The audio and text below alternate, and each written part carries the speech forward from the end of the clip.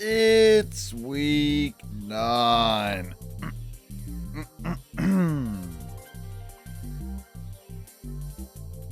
All right, we're here. It's actually happening. This is the first Draft League stream in a long time, over 10 days, I think, maybe 10 days precisely, maybe 14. I actually don't know. It might have been 14. But hey, week 9 is here. Hello. How are you doing? 13. It was the previous Monday. Wow. We've got right here, we've got Master Dragon Casper, who will be featuring in the featured matchup later today. We'll get a channel point prediction for that when we're on to the Smiles Conference. But as you can probably see, we're starting and catching up, getting back in the zone with the Miles Conference. The Miles Conference, probably the second greatest conference of all time. And currently it's being topped by the Cheshire Combees with a 7-1 record. The Scotland Samurott currently winless. Surprises in the Dakar Drapion only being 2-6 at this point. The Bradford Bulu have already got 3 wins, up at 3-5. The Red Hill Regirock struggling a little bit with a 3-loss streak, but no team more so out of form per se, as the Jersey Jolteons with a 4-loss streak from 4-0 to 4-4. They have sunk from the top spots to 11th. They'll be looking to turn that around this week, as the Tampa Turtwig going the other way with a 3-win streak, closing in on a very hotly contested set of playoff spots. Bolton Boldore find themselves up there alongside our current reigning champions, the Litten Vs Deino, who are just 5-3, one of their weakest records at this point of a season, being beaten out by the 12-mon difference of the London Lunanas and Buckingham Bonsly, who themselves, well, they've got the team of the town ahead of them. We'll see whether Leeds Litwicks can continue the magic this week, because in terms of fixtures, we have got some stonkers here before the mid-season break, where we have a week of just trades, although I gather a lot of you have already got your trades locked in and done. Some of you even start to do your week 10 games, which I can't blame you, really. We'll have power rankings, which is always a very interesting stream. For those of you who are new, who have never seen a power rankings stream, well, you will certainly be in for something special. I don't know what, but definitely something. So we'll be starting today with the Dakar Drapion against the Bolton Boldore, which, as you realise, is actually an incredibly important match for the Dakar Drapion to win to start to turn their season around. Bolton Boldore is the exact sort of team as it stands that they need to beat. So let's get into it, as here we have it. What are the teams matching up like? If I can find the correct thing to show, here it is. And there indeed it is. So, on the near side we have Mojack bringing the Mantine. Pretty good answer to an Aquajet sweep from the Azumarill, although I don't know how much damage it's going to do. It's a decent switch into certainly special Tornadus as well, though, and not so bad for Runa Regis. I can see it. A good answer to Venomoth as well. How Clefairy is going to fare, I don't know. Can Clefairy keep up in Gen 9? I think this is. Okay. There's a Beedrill opener. Going to get that Mega off as it's a free. Watch out, Scarf Tornadus. Mojack switching out, fearing the Scarf Tornadus, and Isurdo staying in to plant a Hurricane. In fairness, there's no Hurricane resistance. But he does miss that Hurricane. Very unfortunately, Scald hits the Azumarill, who of all mons comes in here. As we see Knockoff get rid of the heavy-duty boots of the Mantine. Gets Toxic, does King's friend Azumarill. You'll notice there's no That's Number Wang, who Mantine also was probably most likely a switch in for. So here comes Lopunny, looking to deal out some damage, as Lopunny goes straight for the Thunder Punch. Interesting reveal. We see the... No, Wonder Skin is a different ability where it's like protects from secondary effects of stuff. That's Shield Dust. I forget what Wonder Skin does. Anyway, Quiver goes up very optimistically, but can Beedrill one-shot Venomoth? That is the question. Well, the U-turn is a lot of damage. As back in will come Mantine. Isurdo does get full paralyzed on the high five, unfortunately. There is a Life Orb reveal. Sludge Bomb looking to try and kill off the Mantine. Get some fresh sleep fodder available. Well, Clefairy's going to come in. Rip. Indeed. What was Clefairy doing? That is the thing. That is the question. Well, here's Beedrill to pick up the kill. Mantine still asleep and chipped. Isurdo will be pretty happy with the standard of affairs. So what is Tauros going to do? Can this thing do anything other than bulk up and stuff? Well, it tanks the Hurricane for 50% and it gets confused. And gets Raging Bull. I don't know what that move does, but it did a fair bit of damage to a Tornadus who now probably has to U-turn out. Doesn't seem to have U-turn. Perhaps it is Scarfed then, indeed.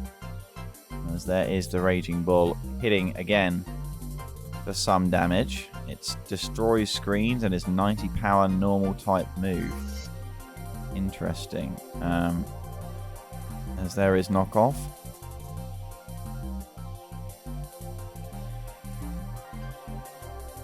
So now it's become water type. Very interesting move. And it's hit itself. Toxic should take down the Azumarill. And does so. So we're down to a 4 versus 4. A lot of fast threats remaining. This is about to escalate. Could still go either way, but you have to say Mojack doesn't really have a 4th mon. Oh, except he does, because Mantine's woken up and gotten off the roost. And no need to take a Thunder Punch. Isurdo is prepped for this Mantine big time. As there is a Scald for some damage, as down goes the Surfboard. Hello, Jake. How you doing? Leftovers on the Incineroar.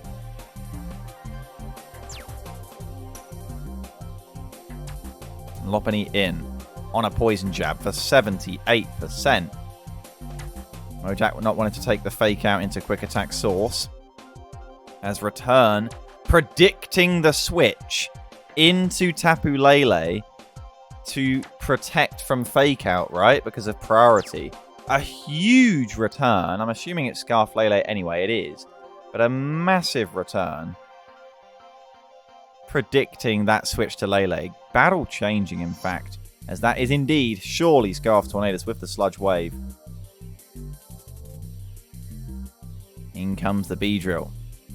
Gonna get that free U-turn. Runerigus is a huge problem. It's a Poison Jab, though. Right. Adaptability Runerigus. Now Weavile has to hard switch in on Adaptability Runerigus. Who clicks Will-O-Wisp and hits. I don't believe it. I thought surely it was going to be a U-turn on the Runerigus to bring in the Weavile, but I guess Incineroar was still such a problem for the Weavile anyway, and you know, only Ice Shard, Sword Dance, Weavile could take down the Tornadus. And that's going to be it. Rocky Helmet doing the bits. Like Tornadus has always had Sludge Wave. There you go.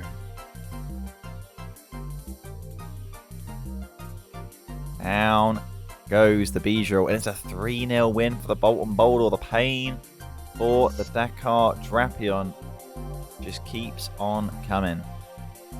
Wow. Alright. Big battle for the Boldores. Knowing them, they'll still find a way to somehow be only on the cusp of playoffs to keep it dramatic at the end of the season.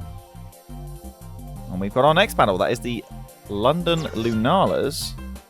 I believe I have this the wrong way around. I do. London Lunalas against the Ontario Oshawott. Very cool.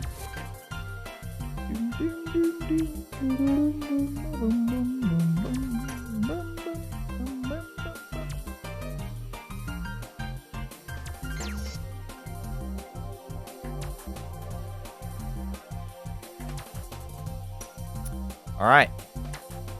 How does the sun do? Are we going to see some Cosmic Power, Baton Pass, Dragon Dance, Charizard Source? Because, to be fair, that looks pretty strong. But I think we probably just see some more setup from Regidrago going first. This is going to be a wild one. Let's get into it. Zapdos looking to try and get things back on track for Sword, who has had a little dip in form recently. After being one of the top players in the conference, still is within touching distance of that. Comes the Vessel of Ruin Boy, that is Ting Lu. Shell Smash immediately on turn 1, revealing the White Herb. How much damage can this do to a Ting Lu? That is depressing. That's stab as well, isn't it? Oh my god. That is bulky. Well, important to get the damage on this thing. It's going to have to die eventually, and Whirlwind is revealed. Not the worst case scenario for the Oshawott and Master Begat.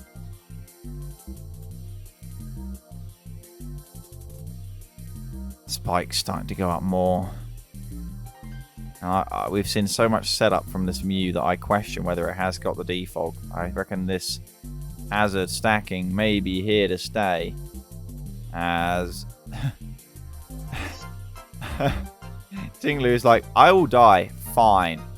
But I'm going to set a million hazards before I do. And that is a max layers of spikes and stealth rocks. Is there any winning through that without just a one-bang setup? Famalam. When we see the Regidrago come in and start to Dragon Dance, as what we're going to see. Cosmic Power? No, it is defog. Okay. Right. Well, how much damage can Regidrago do? Well, Torkoal is now coming in. Is it another Dragon Dance, though? It is. Can this one-shot Torkoal? Outrage. Yes, it can. Okay, right. So. Plus speed? Is this thing scarfed?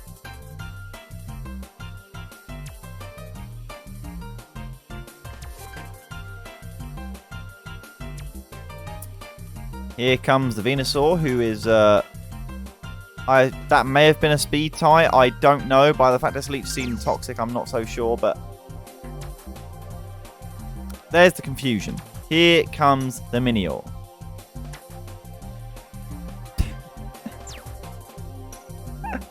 And there it goes. Charizard says, screw it, bruv. I'm just going to hope you hit yourself. And it does, but it needs to do that again. There's the Dragon Claw to get the kill. Fair enough. A correct play to get rid of the Regidrago for Mon difference. Is there anything that Mew can Cosmic Power on? We're just going to see Dragon Dance hard outright. Is this not just Salt Cure? It is. Okay. I mean, if Charizard is Roost, it can probably set up through this as long as the Salt Cube doesn't have Toxic. Flare Blitz will crit for 70%. As there is the Iron Defense. Alright. Yo, Crimson, what's up? That is 37 months. Oh my god, I had no idea it was my time of the month. Thank you for the breakfast card. I like food till act smile. Alright. Cosmic powers are going up. Is Sword confident they can deal with this? Does Salt Cure the effect get Baton Passed? I have so many questions. Hello, hello, hello, deploy. Here is the Mega Alakazam. Is that going to start Calm Minding then? What are we seeing here? It's going to tray Synchronize. Not that that matters too much. Is this actually going to come down to crit? After how dominant the start of this battle was, Charizard literally just needs to Dragon Dance once, and I think it wins. No. No.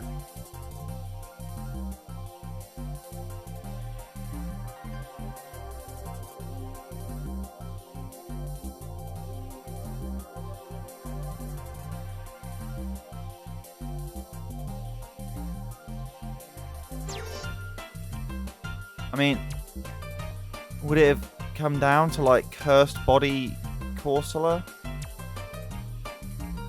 That's rough.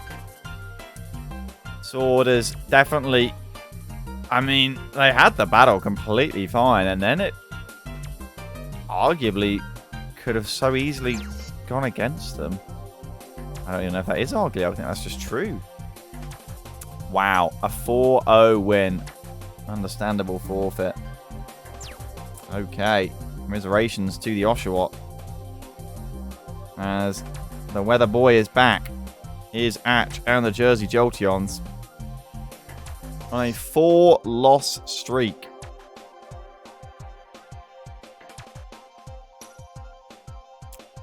Coming into this battle, it's the very tricky Plymouth Pachirisu side. How will they fare?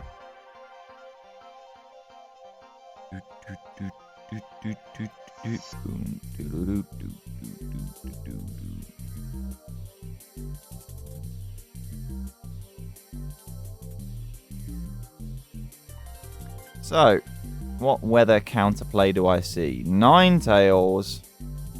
Does that make Profiterole immediately favoured? I mean, there is a tornado, there's a thunderous, a penguin that's fast and has freeze dry, and a Ninetales that fucks with the weather and just clicks freeze dry.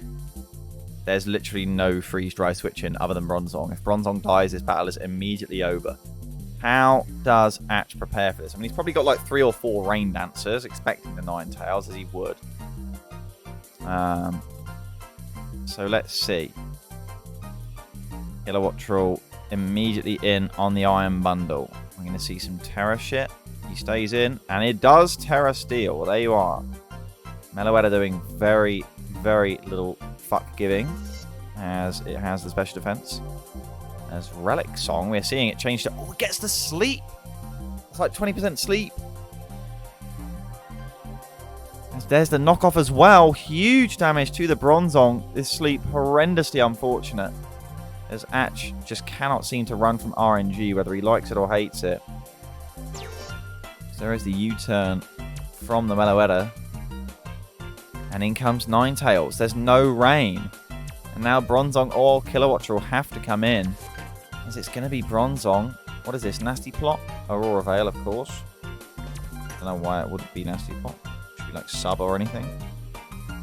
Be nothing on the Ninetales to deal with Bronzong. So in comes the Garchomp. How's this going to do? It's going to Mega. Has it got Crunch? It just clicks Scale Shot. Okay, well if this is Rest Bronzong, this is going to be really awkward because it's probably waking up.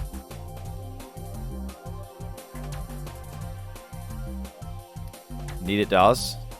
And it has Ice Spinner. There's a fair bit of damage through the Aurora Veil. Rock Slide misses. Why wouldn't you just Scale Shot again? Wow. And now the Garchomp's in range for like...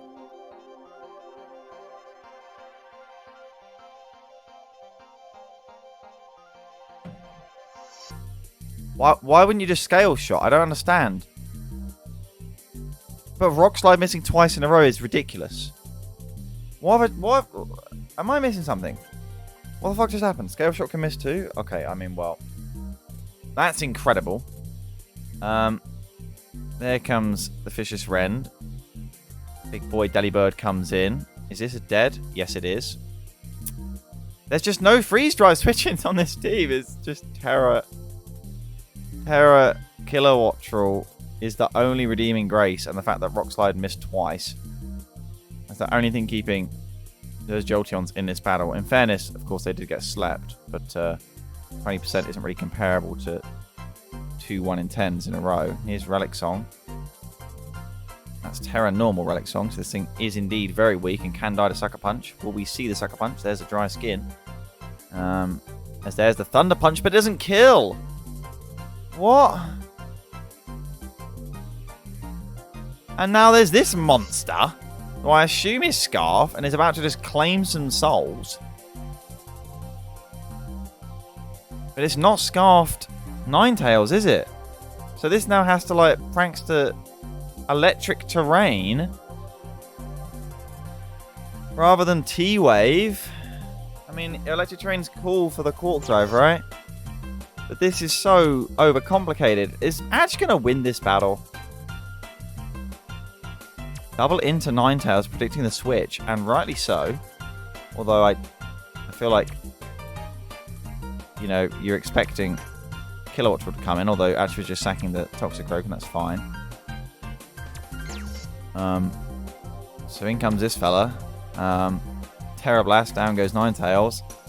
Typhlosion's going to come in, but there's so many easy switches, because even if Typhlosion forces a switch, you can double into Delibird, but then Kilowattrel can just come back in, right? You'd have to Hydro Pump, predicting the switch back in of Kilowattrel, which Ash didn't need to take because he's got a spare mon anyway. And this Typhlosion just is not doing the bits. So the only thing that can save, I mean, I don't think anything can save, because I don't think Iron Bundle's outspeeding Scarf, Outrage, Dracovish. It's just over. What a fucking weird battle. Okay. Right, that was something.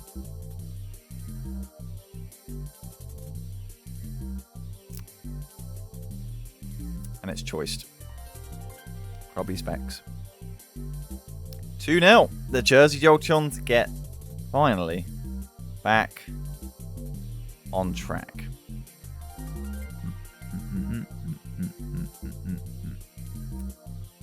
Alright. Gives us the Buckingham Bonsly up against the Merseyside Mimikyu in a very high ranked matchup. You've got one of the finalists from last season against the winningest franchise of all time. Let's see how we see and what we see. That deploy? Did I figure out if there's any Emerald Kaiser today? Probably not. Sadly, it will be tomorrow. I could probably be live early tomorrow though. Not that that's a help to you at all, but there's just a lot to do on the route, but it's a little bit uneventful compared to recent streams, so maybe. No Roaring Moon? I mean, I assume you just feel like you're forced into Scarf by potentially Scarf Valiant, and that you struggle to click the right moves against Scizor, and you don't get fire coverage? You definitely get Fire Fang, but all that is good. Entire build is terrified as... Oh yeah, there's Zapdos as well. That's the thing. And you're on special. Not that that's necessarily very good against Flareon Valiant. Dracos.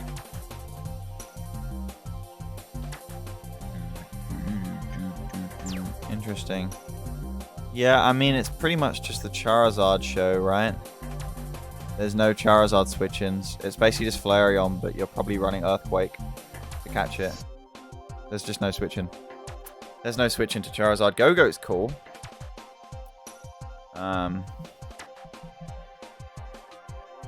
Yeah, so it comes down to Valiant and Gengar, who are outsped by Jolteon. There's no Volt Switch immunity.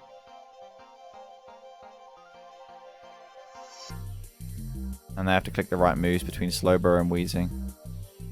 It should be interesting. I'm curious to see how Vex plays this. Right. Turn 1. Blastoise. Jolteon, free Volt Switch. Blastoise is going to stay in. What's it doing? What's it predicting? Go-Go's going to come in. Mirror Coat. That's fucking cool. Thanks for the follow, by the way, Beezy. And Aurosfeel will pick up the kill. Rip. Go-Go. Probably the most expendable on there regardless. Jolteon's going to come back in for another free Volt Switch. Serena forced in. Going to be a free switch into Charizard. Who wants to die? Well, Flareon's going to come in. Do you predict and just... You probably click Air Slash and then Earthquake, right? Wait, what? Charizard doesn't come in? I guess you're fearing Scarf Stone Edge or something? Well, here comes Strange Steam.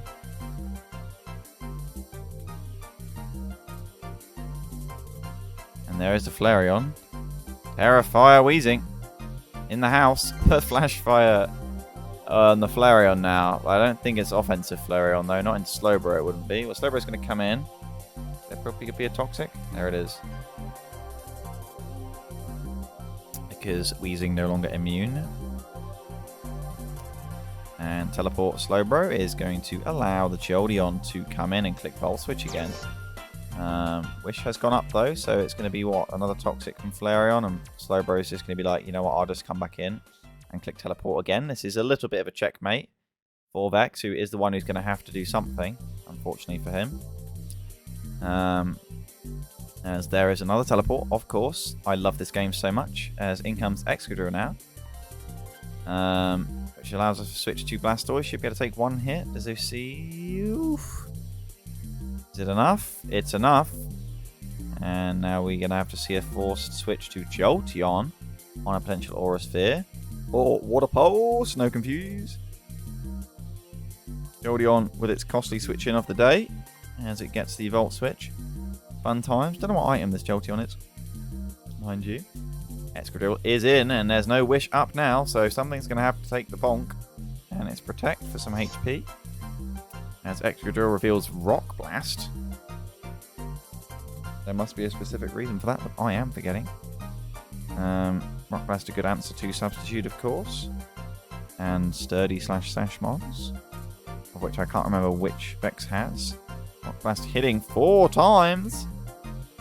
That's probably the dice item, right? That always makes it hit 5 times. I don't think I would run Rock Blast without that. Loaded dice. That's Vex is literally asking it in the chat. As in comes Charizard, knowing that Sizzle cannot do anything to it. Flareon's going to come in.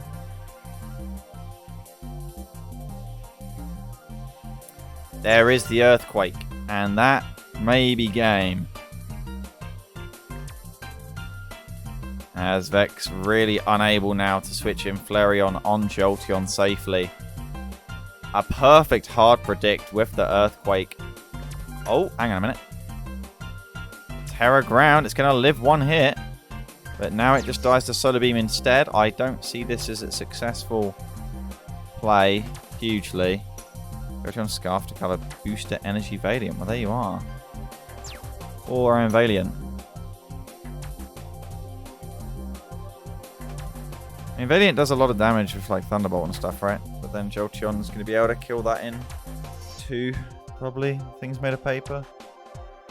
Gengar's interesting. Now that there's no Ghost Resist. But I think Weezing can just be sacked off and then can 1v1 it with Jolteon Volt Switches as well. Especially if it is Scarfed. Your Wing Beat is cool, but this won't die to Bullet Punch and Weather Ball. Bong. Gone.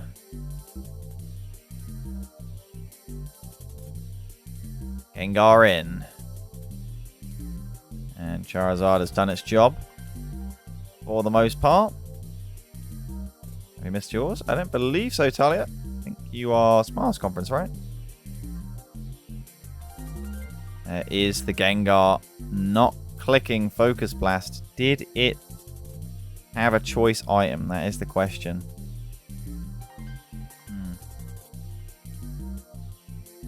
Excadrill is kind of an issue at the moment.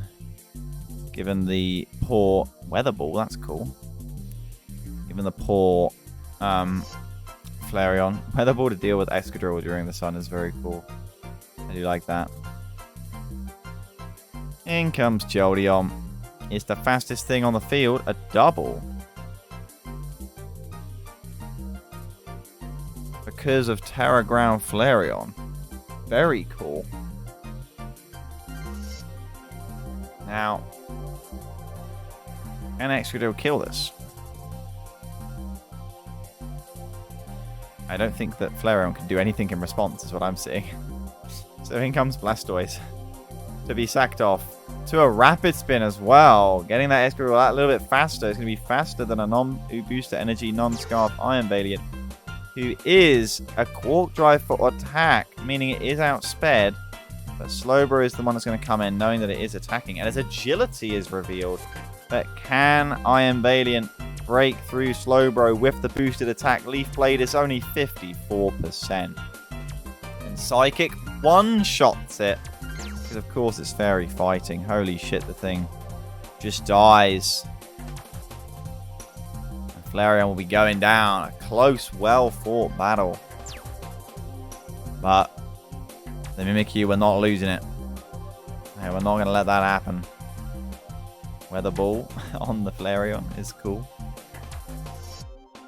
Specs Gengar, kind of based. Yeah, I don't know. Depends what Excadrill's set was, really, as to why it took 54% from it. Swords Dance is there. Weather Ball is struggling.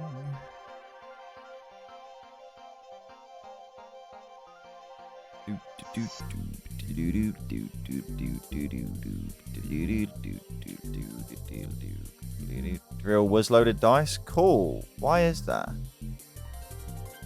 Just for more breaking power against Leptos. You know, that's like, what, 125 power?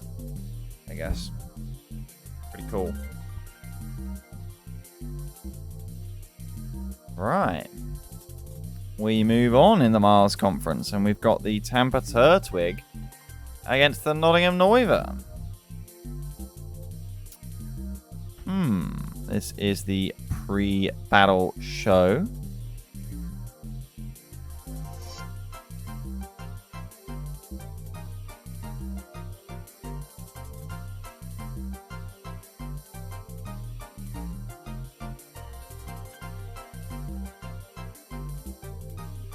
What have we got? The Tampa Turtwig are on form. And the Nottingham Noivern have looked impressive so far this season, but I think it's easy to forget that they actually haven't managed to get too many dubs on the board following a pretty tough schedule. They've got the Cleavor boy, and they want to set some rocks, but there is the spinning fella of the Toad's Crawl variety. There's just absolutely so many stonks mons on both sides. I'm expecting this one to be an offensive explosion of a battle. As here is the lovely lead from Luke, only to switch into Aromatisse scouting the Raikou Hidden Power Ice. And what Vex has just put in chat as Primarina comes in. On the Toxic from Aromatisse. Really nice Toxic, actually, from Luke. He'd be very happy about that. As Scald. Minimal damage on Aromatisse, who is just going to put the Wish up. Okay. Enjoy the money. I hope it makes you happy. Dear Lord, what a sad little life chain. You ruined my night completely so you could have the money. But I hope now you spend it on some lessons in grace and decorum, because you have all the grace of a reversing dump truck without any tyres on.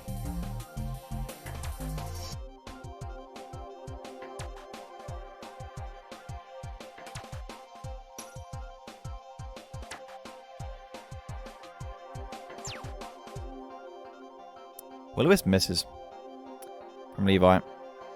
Just going to stop any residual damage over this Pidgeot, who does get the Hurricane Confusion as well. Pain Split will go off.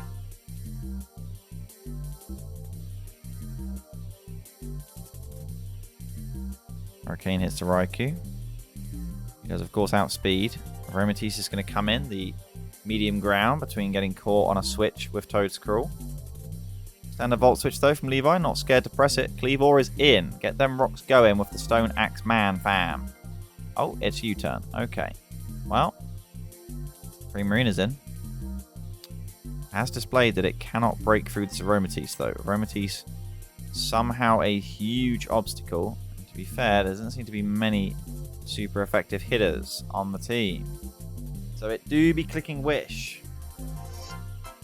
There's another Wish pressure in Regirock.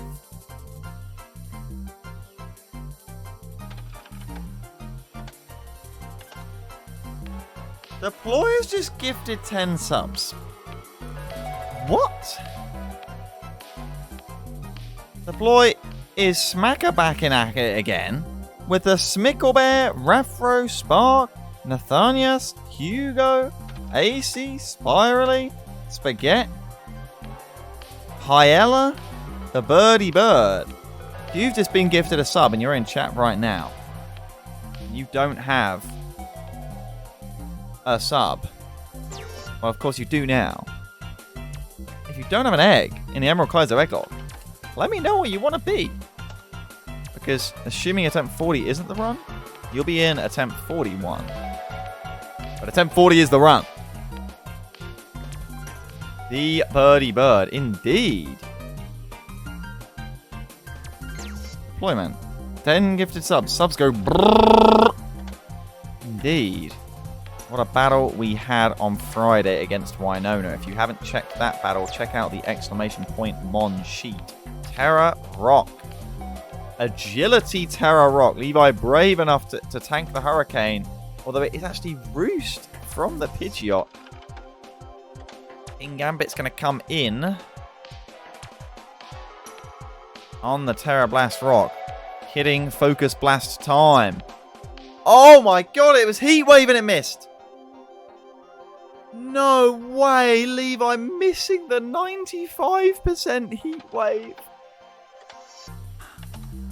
I'm assuming that would have been a kill as well, barring like Assault Vest King Gambit. Ice Spinner shreds through the Toedscrawl though as a bounce back. As Primarina comes along. Reflect is there. Hi guys, I'm new to the game. Could someone tell me why I got gifted 2 months ago, but I didn't know what I was doing. How does one request an egg? Well, you got to get yourself familiar with the mon sheet, to be honest. That's step 1. Sark. You figure out what mons haven't been taken and what mon you want to be. Primarina goes down, eventually to that Toxic. Pidgeot still living, though. After that Willow miss, let alone the Heat Wave miss. This has not been the most fortunate battle for the Nottingham Noivern. They still lead on differential, but with the screens up and a Dragapult yet to come in, let alone a Regirock, who is tanking the Stone Edge. And clicking Agility. What is this? Baton Pass to Bishop? He's got leftovers. I guess Bishop can kind of clean up. Another Agility covering off the Scarfs. I don't know how Bishop kills the... I'm also surprised. This thing is weak to U-turn, right? I'm surprised we've not seen a U-turn. Would it have killed? I don't know. Probably not. Well, there you go. Stored power. 2 Agilities. Miss Magis is going to come in thinking that Terra Electric and just kills the Miss Magis. Not that that crit matters on this occasion because it was going to be faster. And the Regirock is going to clean up, no?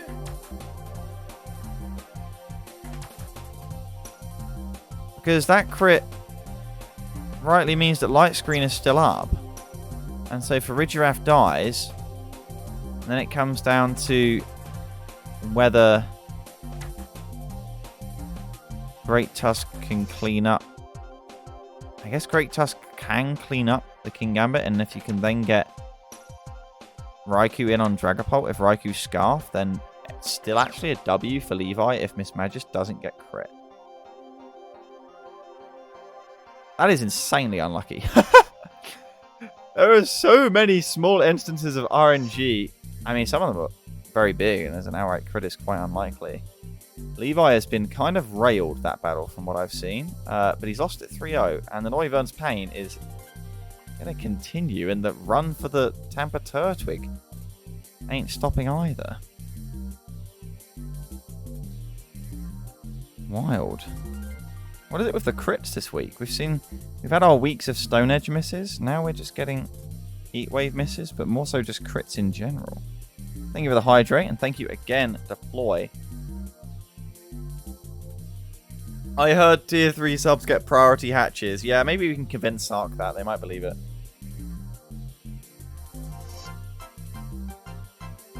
Memphis doesn't need a tier 3. He still subbed this attempt. Snom. Wait, is Snom... Snom has actually come. Snom has been brought to a battle. That is not something I thought I was going to be saying at the start of the season. But alas, here we are. This is a Snom. This is the first recorded use of a Snom in Smiles Go for Miles history. And there is a good reason for that. I don't know what this mon offers other than garbage. But it's adorable in itself and can yield a knife from what I've seen. So do watch out. There's one thing that can stop what looks like one of the best Leeds Litwicks seasons of all time. It is definitely going to randomly be a Snom. So here we go. Duraludon on the opener. It's Hatterene. Or is it Zoroark? One shot? How is that possible? Spec Zoroark? And I don't know how especially paper thin that steel skyscraper fucker is, but it's dead. Bulk up Crocodile. Can probably take a U-turn pretty well now though, but it doesn't. It goes into Aerodactyl as Phalius continues to bewilder us with these unexpected plays. Melmetal is now in the club. Where is the switch in? Well, Crocodile's going to come in and get the Intimidate. Here we go. Bang. Bang. No Rocky Helmet. It cares not one bit. And Landorus is just going to be able to come back in for 3.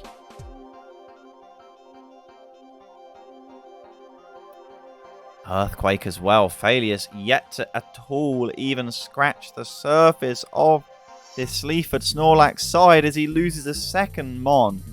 He's actually going to get styled on by Snom. Here's Aerodactyl. There's still a lot of threat left with the Arctivision Snow and the Aerodactyl and probably Terra Leaf Gale thing with Cringe sub Leech Seed. There's no Leech Seed immunity, so... And it has like Earth Power for Nihilego. And Melmetal. That's a berry. What the fuck is that? Means that it can switch in on Melmetal. That's very cool from Failures.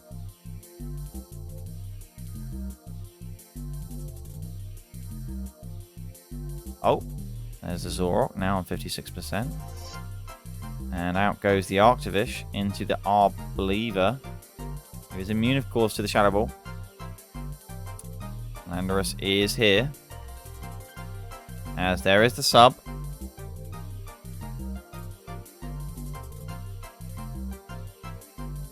U-turn will break said sub. Into Snom we go. The outplay of the Leech Seed. Oh, Giga Drain. Tanked like a king. Ice Bug. Cares not. Get forced out by the Snom. Get forced out. Sub in fear of the Snom. Bug Buzz through the substitute. As that does put up the grassy terrain, of course. But that heals Snom. Snom only grows stronger. Terra Blast. Did Failures forget to Terra?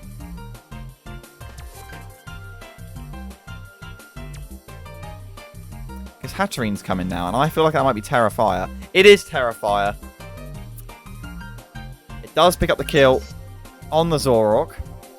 Almost an actual 500 IQ bait from Failures to click Terra Blast without Terraing, so Eevee didn't know what type the Terra was, and therefore to get the kill with the Terra Fire Terra Blast on the Zoroark switch. Classic Leeds Litwicks plays that shouldn't make sense or work. They do. There's Giga Drain. Nihilego's going to go down, though. Unless it switches out. Earth Power is surely coming. It's going to kill with Power Gem. Does it have it? It does. Down goes Nihilego, and we're back to a 4 versus 4. Is Arbeliever doing work? But Snom's going to struggle to force it out now. Landorus is in. He would have forced a switch to Aerodactyl. Indeed. We see the U-turn, or is it a desperate Earthquake at this point? It is Earthquake. Oh, the tides, they're turning. And the Leeds Litwicks are breathing again. There is an Earthquake predicting the switch into Melmetal. Big play. As there is a huge Earthquake, though, in the house. As we see Chilly Reception going first for a switch into the Arbeliever. On a double Iron Bash, that could have so easily been Earthquake. Jesus Christ. Brave Switchins United are here. And would now like to click Terra Fire again. Is this going to be the end of Snom? No, one does not simply sack Snom. So in comes Landorus on the Terra Blast. Takes 60%. Arguably should probably have sacked Snom. Well, here you go. Stone Edge kills the And now we see Arctivish come in. There are still 2 turns of snow remaining as Snom's time has come. Tactically stalling out turns of the snow. As in comes Hatterene. How does it stand up to a Vicious Rend? Pretty decent, 55%. Is this a Nuzzle? No, it's a Healing Wish. What?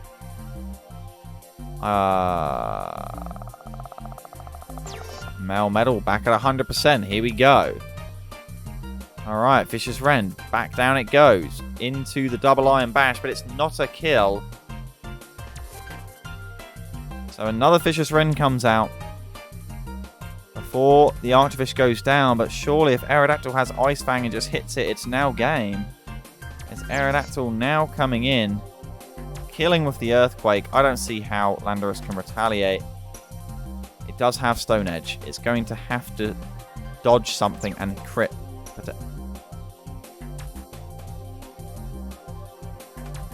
would that have killed? Its Scarf, would it have killed? That seems so close to me. However, it wouldn't have killed Slowking with Stone Edge. So I actually don't know if that matters. Well, it matters for Mon differential, that's for sure. The lead's Litwicks. May have won. It's a 2-0 scoreline in what is the 7th win of the season? Most seasons they don't get 7 wins. We're at the halfway point. That's incredible. We move on to the Cheshire Combees against the Scotland Samurott.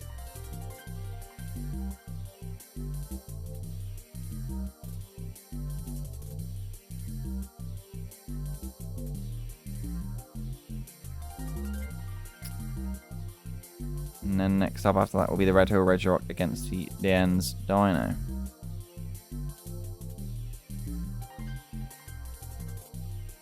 Can we get some Techo timers in chat? I don't know, can we? Let's see how they fare. The only winless franchise, and they're going up against the franchise at the top of their conference. That Scarfed U-turn from the Darmanitan. Huge damage, not even stab, not even super effective.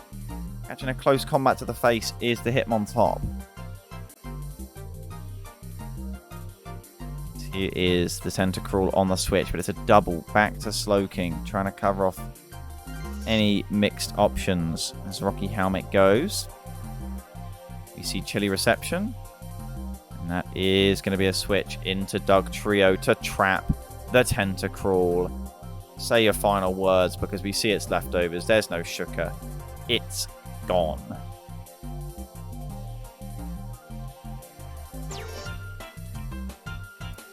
Yes, here we go. Samurott. Ceaseless Edge. Get them spikes going. But will we see a Rapid Spin from the Hitmontop? Because that is a Life Orb, unfortunately. As Razor Shell misses. And Rapid Spin does more damage. Wow, that's unfortunate. Razor Shell is what? 95 as well? Surely. There's a Mega Horn, but it's not very effective. As close combat just kills the Samurott. It's falling apart for Techo. Is there a win route out? Well, it's certainly going to involve the Dugtrio, but it's going to need to literally be like Double Dance Dugtrio or somehow get the Mega Medicham to fake out Bullet Punch. That is a fast Hitmontop thanks to Rapid Spin. I think it's game. Mega Medicham is strong, but it is not going to be able to turn the entire battle. As this battle has been very well managed, as you would expect, by the Cheshire Combees. Multiple traps. Oh, double back-to-back crit from the no-guard Stone Edging Lycanroc. As we see Terrafire on the U-turn. We'll have to see him on top come back in. So, some consolation kills. Is there a Mach Punch? No.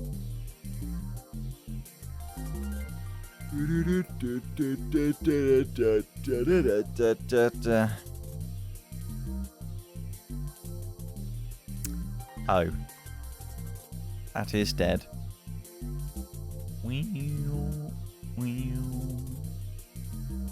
Indeed.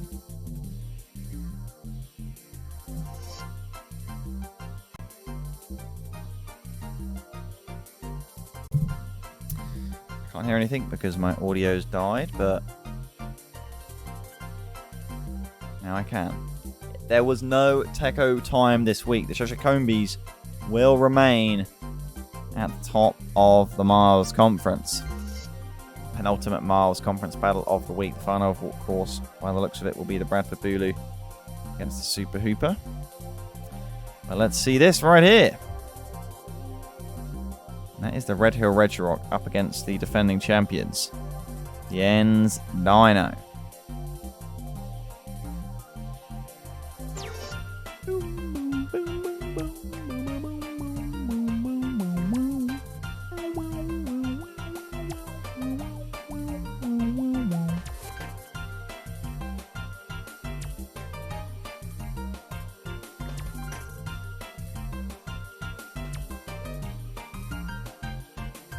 Blazikens won last season?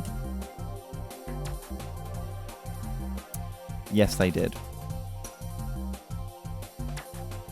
Season 8 champions. Flubkey, 25, and then the end's Deino.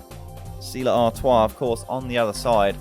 Fantastic answer to the Iron Moth, who has been at the heart of a lot of the great things the Regirock have done so far this season, though. Once again, their season feeling like it's not underperformance, but it's like they have more than what they ended up being given. There's the third eye. The fast Magneton with the ground typing. Absolutely insane, Mon. Get straight out of there. But that thing's tier 3 as well, right? 3-3-1 speed, and it's tier 3. You can change type. And has Volt Switch. And Rocks and Spikes. Like, wild Mon. If not for Power Creep, would probably be tier 1. Alright. I guess it's got pretty poopy ability in photosynthesis.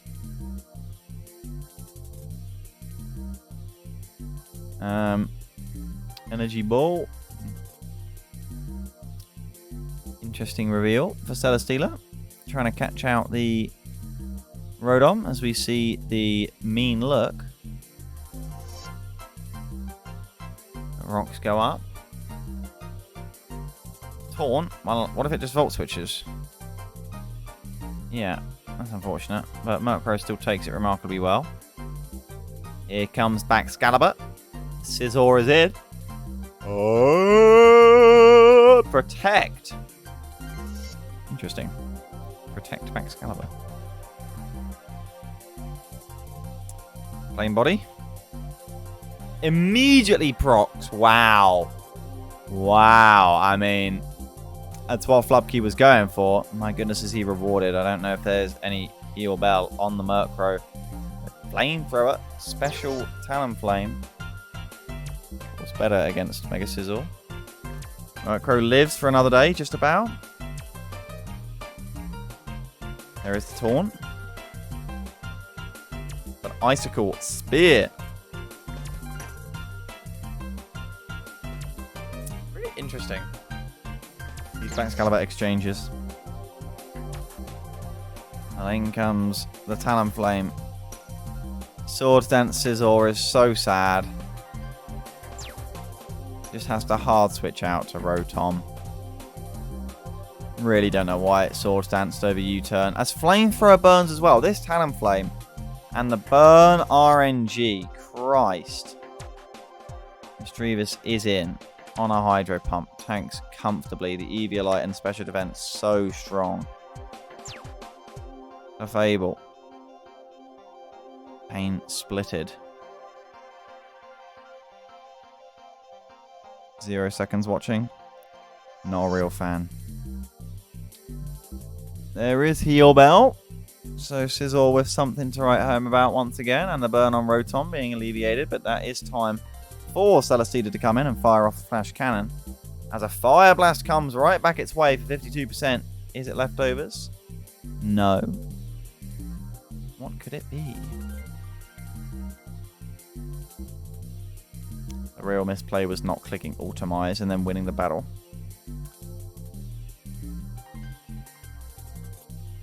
With Weakness Policy.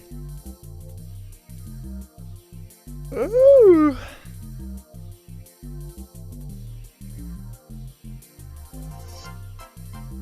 Knock off. Is it in Bullet Punch range? It is. Flame Body does not proc. There you go. Karma for the burns coming through to get the Regirock back in the battle. But Celesteela with the Flamethrower reveal will pick up the kill. Finchy hoping for an overpredict, but Flubkey does not give it. A critical turn there on 24. As in comes the Fiery Dance. We have got a Fiery Dance boost. No, we have not. Or Fortunes, as now in comes this fella wanting Thermal Exchange to go its way. Outrage is clicked. Crobat lives. That's Glaive Rush, not Outrage, by the way. And it has Protect. A very interesting synergy to click Glaive Rush and Protect so you don't take tons of damage. Interesting.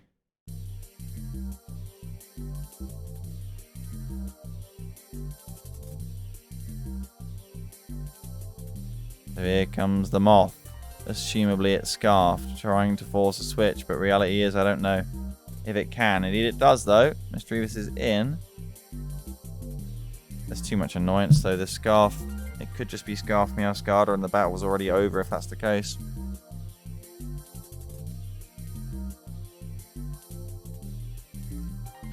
Woo, I don't know, I'm so tired. Plenty enough time to readjust to the jet lag. This is a riveting exchange at the moment.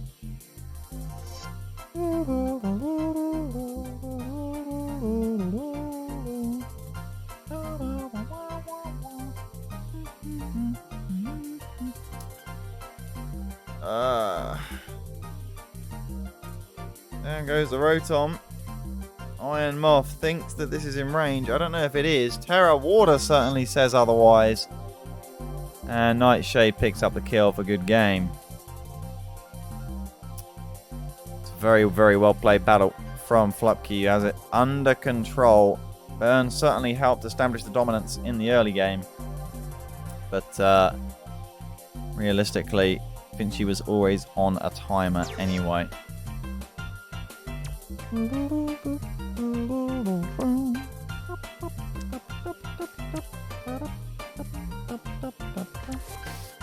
40 turns later, we've got a winner. In comes Meowscarada with the flower trick. It's a simple one to end the affairs as we have our final battle of the Mars Conference from Week 9. Is it Bulu season? Nelson and the Super Hooper will certainly be hoping not. But the Bulus have got 3 wins already. If I'm not mistaken, their PB of wins in a season is 4? 4 and 13? Tim is fast approaching that at the moment with this strong, I was just going to say core, but it's basically Kartana. And Kartana looks pretty dangerous here as well. Umbreon can only really retaliate with foul play, and Keldeo and Megadancy are terrified, assuming the Scarf, not to mention Scarf knockoff's power against the likes of Goldengo as well. A Selgor doesn't exist. No, it's just hidden behind the Chadness that is Camerupt with a cape. Let's see what sort of damage they can do against the cool core that the Hooper have got going. It's kind of just an Umbreon and an Arcanine. But turn there from the Keldeo. As Goldengo wants to come in and stop this doing anything. I'm honestly somewhat surprised that Nelson was willing to do that, knowing the knockoff spam that Glint, the Mega Sableye, has been very partial to. Assault Vest is gone from the Keldeo. Interesting item. Fishes for the Scald Burn, but unsuccessfully. Will-O-Wisp is there. Horsey will be slowly worked on down. Mega Sableye, proving it an annoying customer.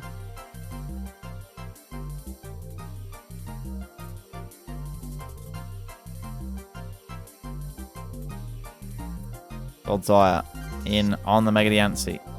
Very strong answer. Although there is the defense raise from Mummy. How does Cloddy take Earth Power? Nelson doesn't want to find out because Umbreon's going to come in on rocks. Tim clicking rocks on the Mega Diancie, knowing it's not gonna test the waters with Earth Power, is very, very alpha, especially when there's a Goldengo as well. Then again, why would Goldengo come in on Godzire? Okay. So here is the Selgor. Goldengo coming in. The 4 times resist to the Bug Buzz. And Bug Buzz does hit. Goldengo is in for free. How's it going to manage? Camerupt comes in. Make it rain. 46%. Jesus. Poor Camerupt. The one that looks so bulky but just isn't. As Flare Blitz is there.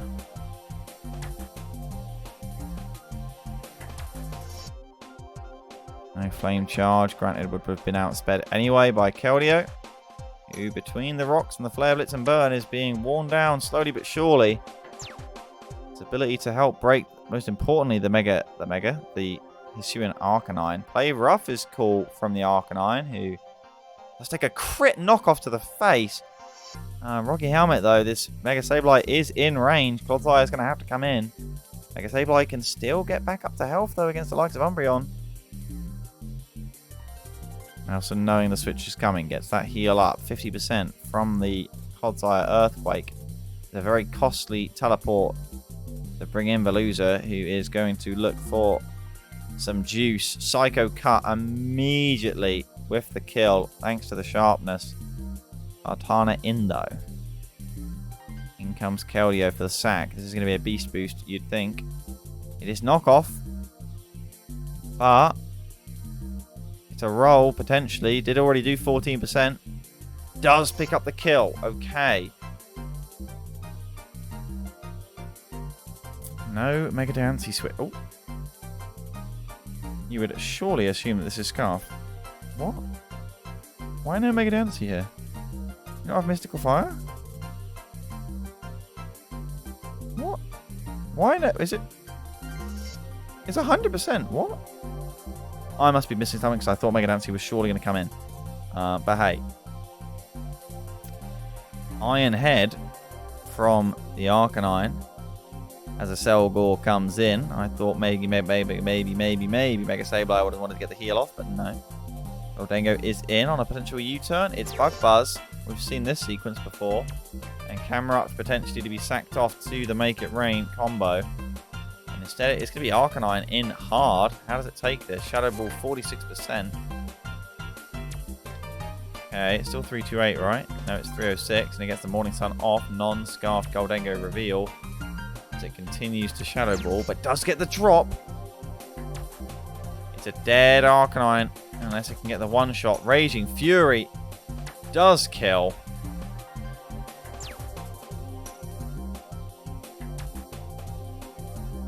As here is Mega Diancie with the Diamond Storm to get the kill. But no raise. Not what it would have been enough. As Kartana can come in.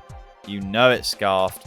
And Nelson cares not. That's potentially his win con, surely. I mean, maybe a Selgor can just Terra Steel and kill it, to be fair. Arcanine's gone, though. Why wouldn't Arcanine get the sack when it's dead to rocks and won't give a beast boost? So much question. So many question. But question matter no. Because Tim and the Bulus have got another win.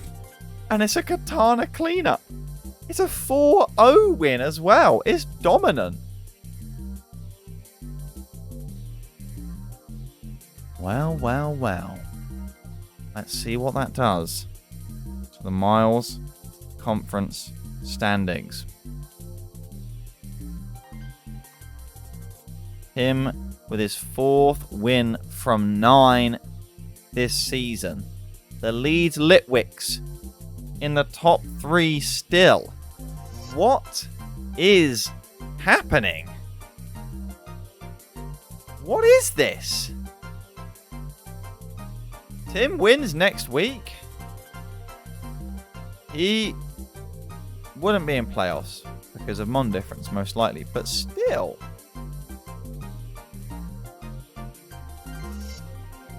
Wow.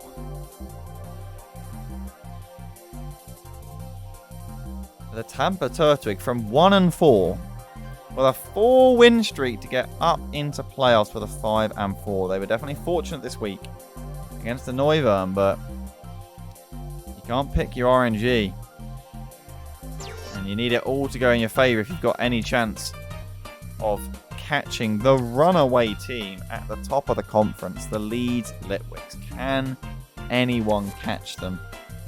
Is the question. 7-2. If I'm not mistaken, that is their all-time tied PB. I believe season 6, is it? Saw them in a similarly magnificent standing. They were 6-4. They were 5-2 in season 6. Were the Leeds Litwicks, but that was only good enough for 4th at the time. Oh wait, no, season 7. Season 7 they were 6-2.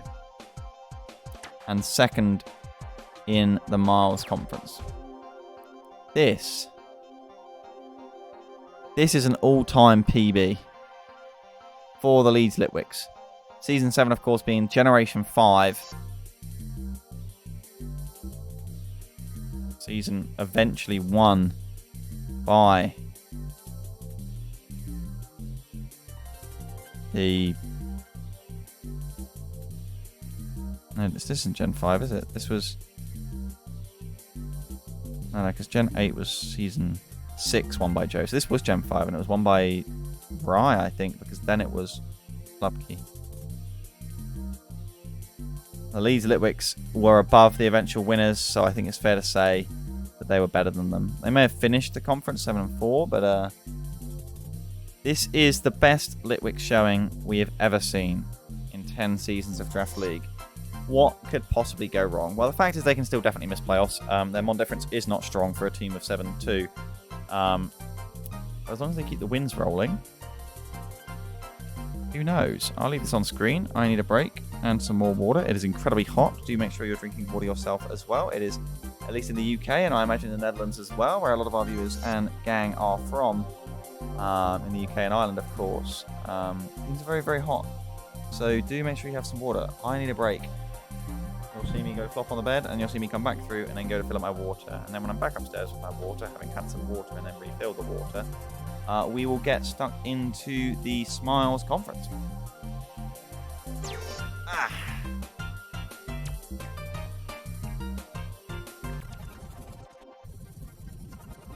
Okay, we're back.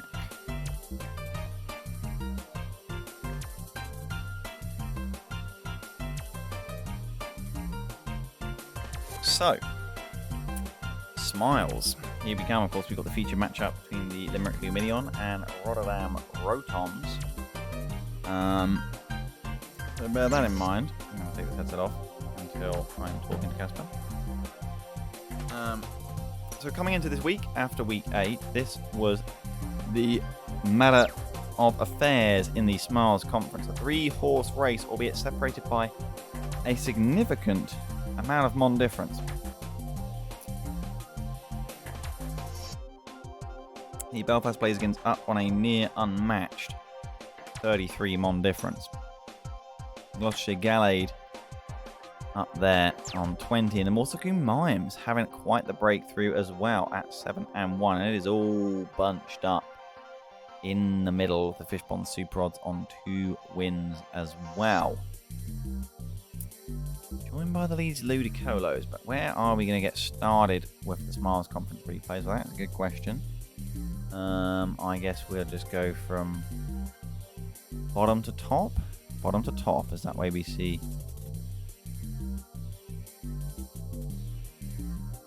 the Belfast Blazikens later. Work our way up the conference metaphorically. Not to say that Leeds Ludicolos or Liverpool Litten are anything to look down on. As here is our first battle. It's Shell Smash United. That is the Leeds Litwicks up against the Liverpool Litten. I've got to get our logos ready here.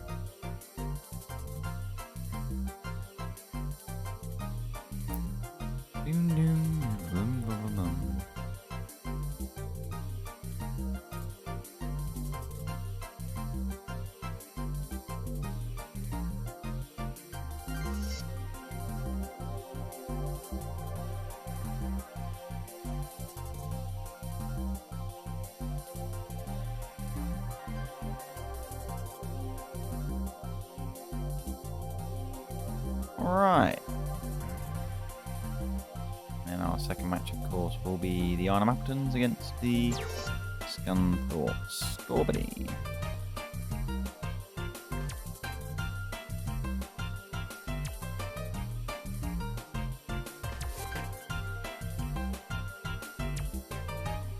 Yo, Ciencon, how you doing? Am I coming to Düsseldorf? Well, I haven't booked myself a ticket, so sadly, probably not. I'm just a bit busy moving out in a month's time. There's just a lot going on. Sadly, not a good time for me. The Chestnut opener.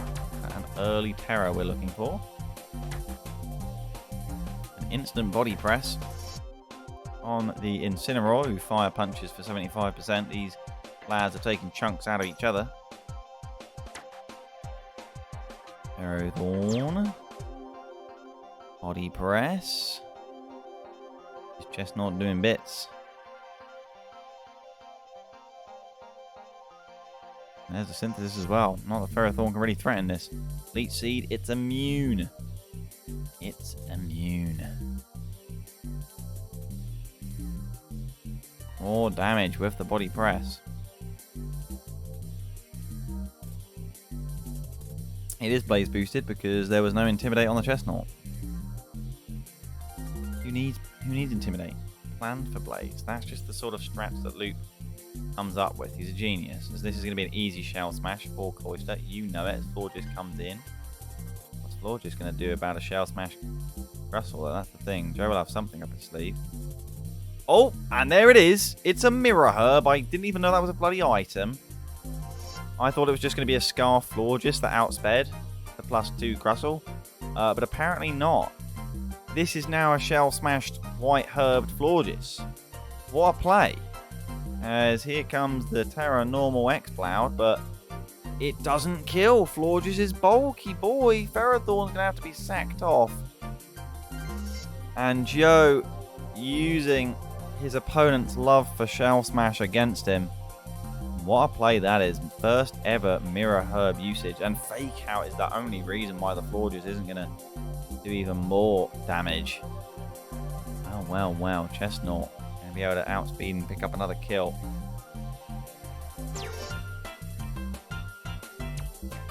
A Man-at-Arms. I mean, is there any way Luke can come back from this? I mean, he's got 2 more Shell Smashes yet to come. There's always a chance, but Bronzong in the back. And a Selgor's Raw Speed, a Seed Bomb, a huge amount of damage. Here comes Blastoise. Terra Water, there it is. It's a lot of damage at least, but Seed Bomb picks up the kill.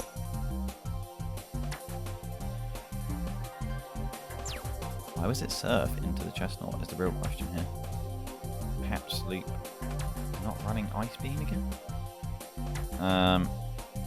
Boom Burst, a huge amount of damage, but Raikou clearly meant and indeed lives after a Rocks or a Spikes. Either way, one layer does the same to Raikou and it cleans up the battle for a 5-0. That was surgically prepped from the Liverpool Litten, and it showed. We have got the Appletuns against the Scunthorpe Scorbunny, who are somewhat moving in opposite directions from what I've seen so far this season. It's been a weird one for both of them. Of course, the Scorbunny is coached by both Azazel and Raindrop, former coach of the Leytonstone Licky Licky. As we await what I believe is the Starmies against the Mimes following this.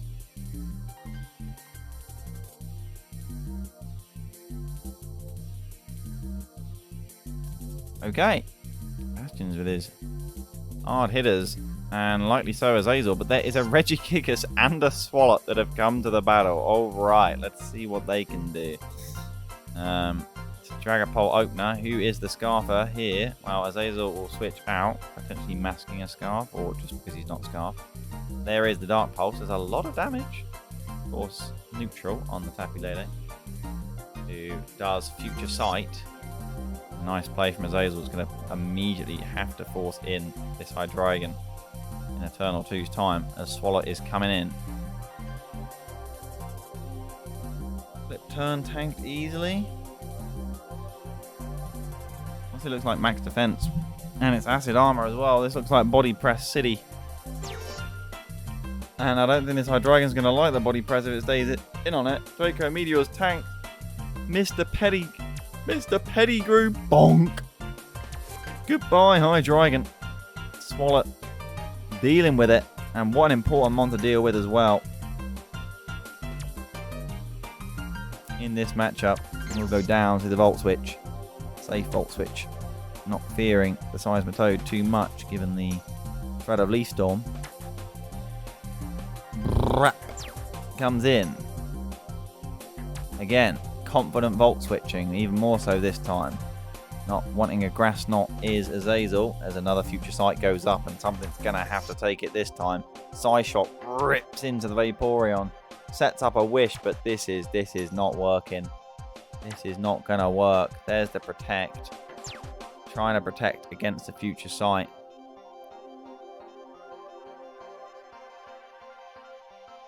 That doesn't work. So in comes Gallade. Mega. Outspeed. Kill.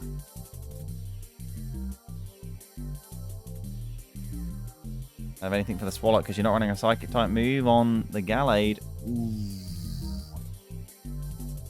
And there is the sub.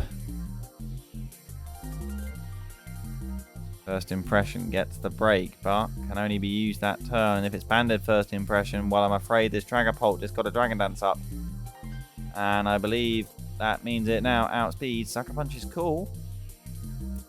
Dragon Darts does hit multiple times, but there's the emergency exit. So in comes Tapu Koko. Pretty cool.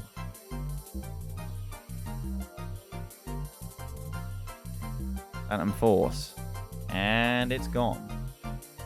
Does this kill? That is the question. Pop. It does not. And that is a dead Dragapult. No, it's not. It's Volt Switch. Wait, why is it Volt Switch? You're not running Gleam? Oh, problem. No Gleam resistance. There's some more First Impression damage at least.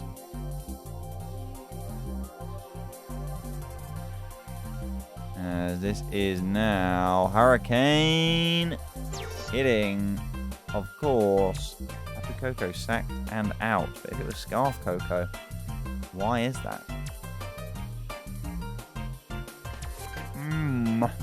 Terra Ice covers off and does some damage to the non-Rindo leftovers Seismitoad, who then brings in the Golisopod, predicting a switch probably to Dragapult unsuccessfully. Oh, perhaps it was choiced Rotom though. The drama, rocks go up. And Azazel's surely got too many mons at this point. Gallade would need Shadow Sneak to deal with Dragapult, and I'm not sure it's got it. Outsped. Rotom needs sacking. May live the rocks because of boots, but it's dead to the Hurricane. And here is the Rotom. It's just a switch into the Seismitoad to be sacked. And that's Thunderbolt. I think it might be Scarfed Rotom. It is a nightmare.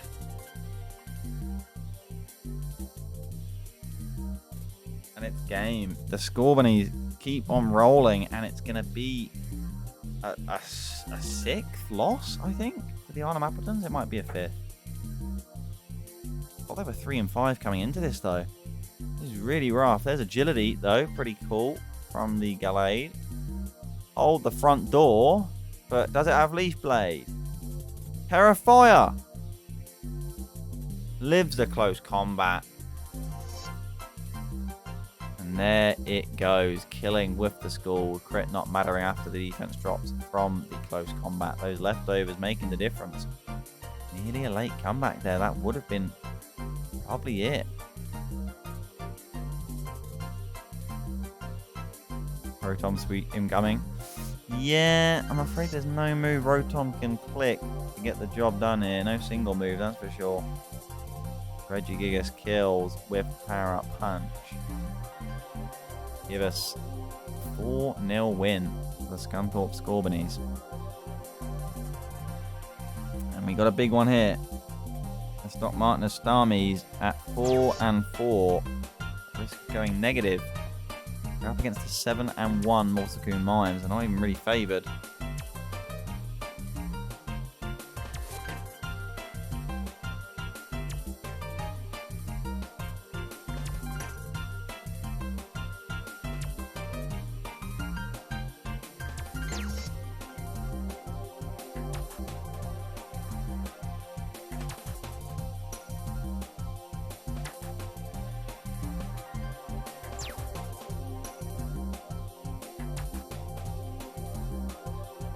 Okay. So, there is a Flygon. There is multiple Terra Ingmons like Zard and Glaceon. So I'm not expecting Regirock to go hard. It will force some switches. The main Mon is keeping Mega Venusaur for the Meowscarada. But the Baxcalibur struggles to break. It's pretty much how does one switch into Melmetal, but to be honest, once Glaceon gets a Terra Fire or Terra Steel up, kind of it. So perhaps the answer becomes Eruption Typhlosion, and when Yeti can get that in, since his team's a little static, we'll have to see how it does. Glaceon immediately wanted to get the Terra off, I imagine, and it's a perfect start. He's going to Terra immediately. It's actually Terra Water, and it runs Chilling Water for the stab and the attack drop, which is pretty cool, I guess. Substitute is there from Melmetal, but I don't know why. Glaceon was always going to be Terroring to answer the Melmetal. Bit of an oversight. Rock Slide, no damage at all. Yeah. Yeti should have seen that coming. He said he didn't notice the Terra. Well, there you go. And in comes Mega Venusaur. Of course, Terra Water still pretty good for the Typhlosion as well as the Baxcalibur. Deep Powder lands on the Mawile. Here comes Charizard. Of course, the Venusaur out. Earth Power dodged as well. Wants to switch in here. Oh! Yeti does not switch, and he just gets hurricaned down by the normal Charizard. Is that just game? That's probably just game. What has Yeti taken before this battle? He is stoned or something.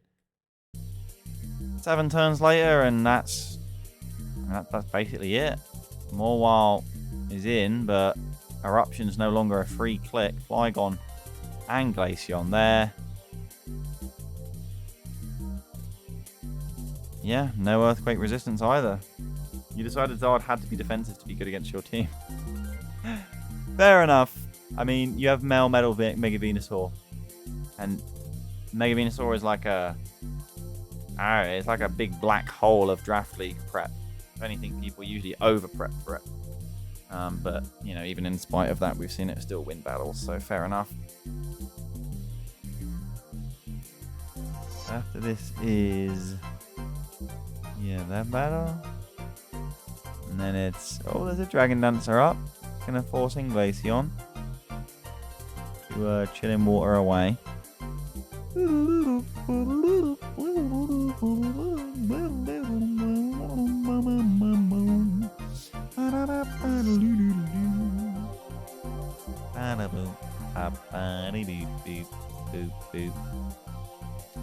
So we've got Harry against Matthew and then Thomas Ariana. Okay.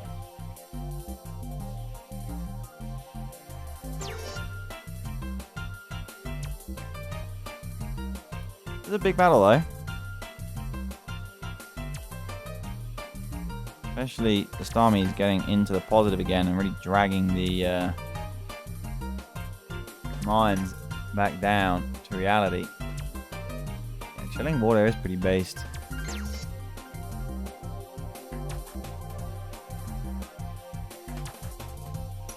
I'm going to give Glaceon Scald. I gave Raikou it. Probably makes more sense than that.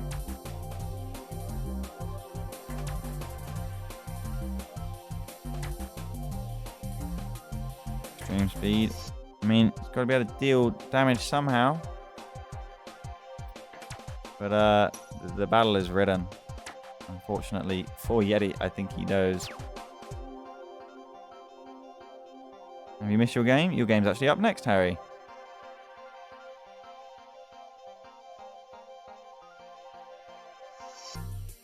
Thunder Punch is cool, but Glaceon has insane physical defense. And when it's not an ice type, it's very good at doing that. Rocky Helmet doing the bits.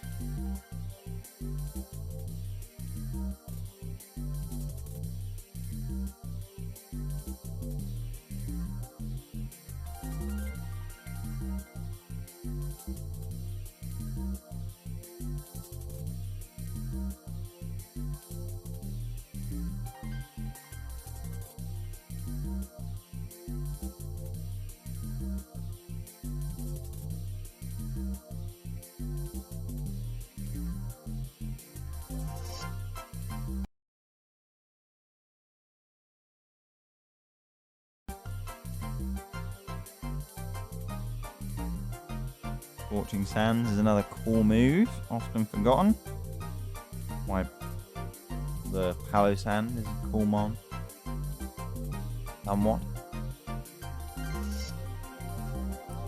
Terra Fire Eruption. Imagine if you just got Typhlosion in as fast as you could and clicked Terra Fire Eruption. Because Glaceon wouldn't have really wanted to come in on that. And it's actually a 2-shot on Flygon, who you probably outspeed. Or speed tie with at the worst case scenario. Battle is then completely open. You have a chance to press the Charizard. Which, there aren't a lot of safe switch-ins to do. Pretty much just going to be the Regirock. So, that's how it is. Tough draft to prep for either way. It's a 4-0 for the Starmies, who get their season back on track. It is the Inkays against the Ponyta, but what I'm going to do for you is put a channel point prediction up for our featured matchup.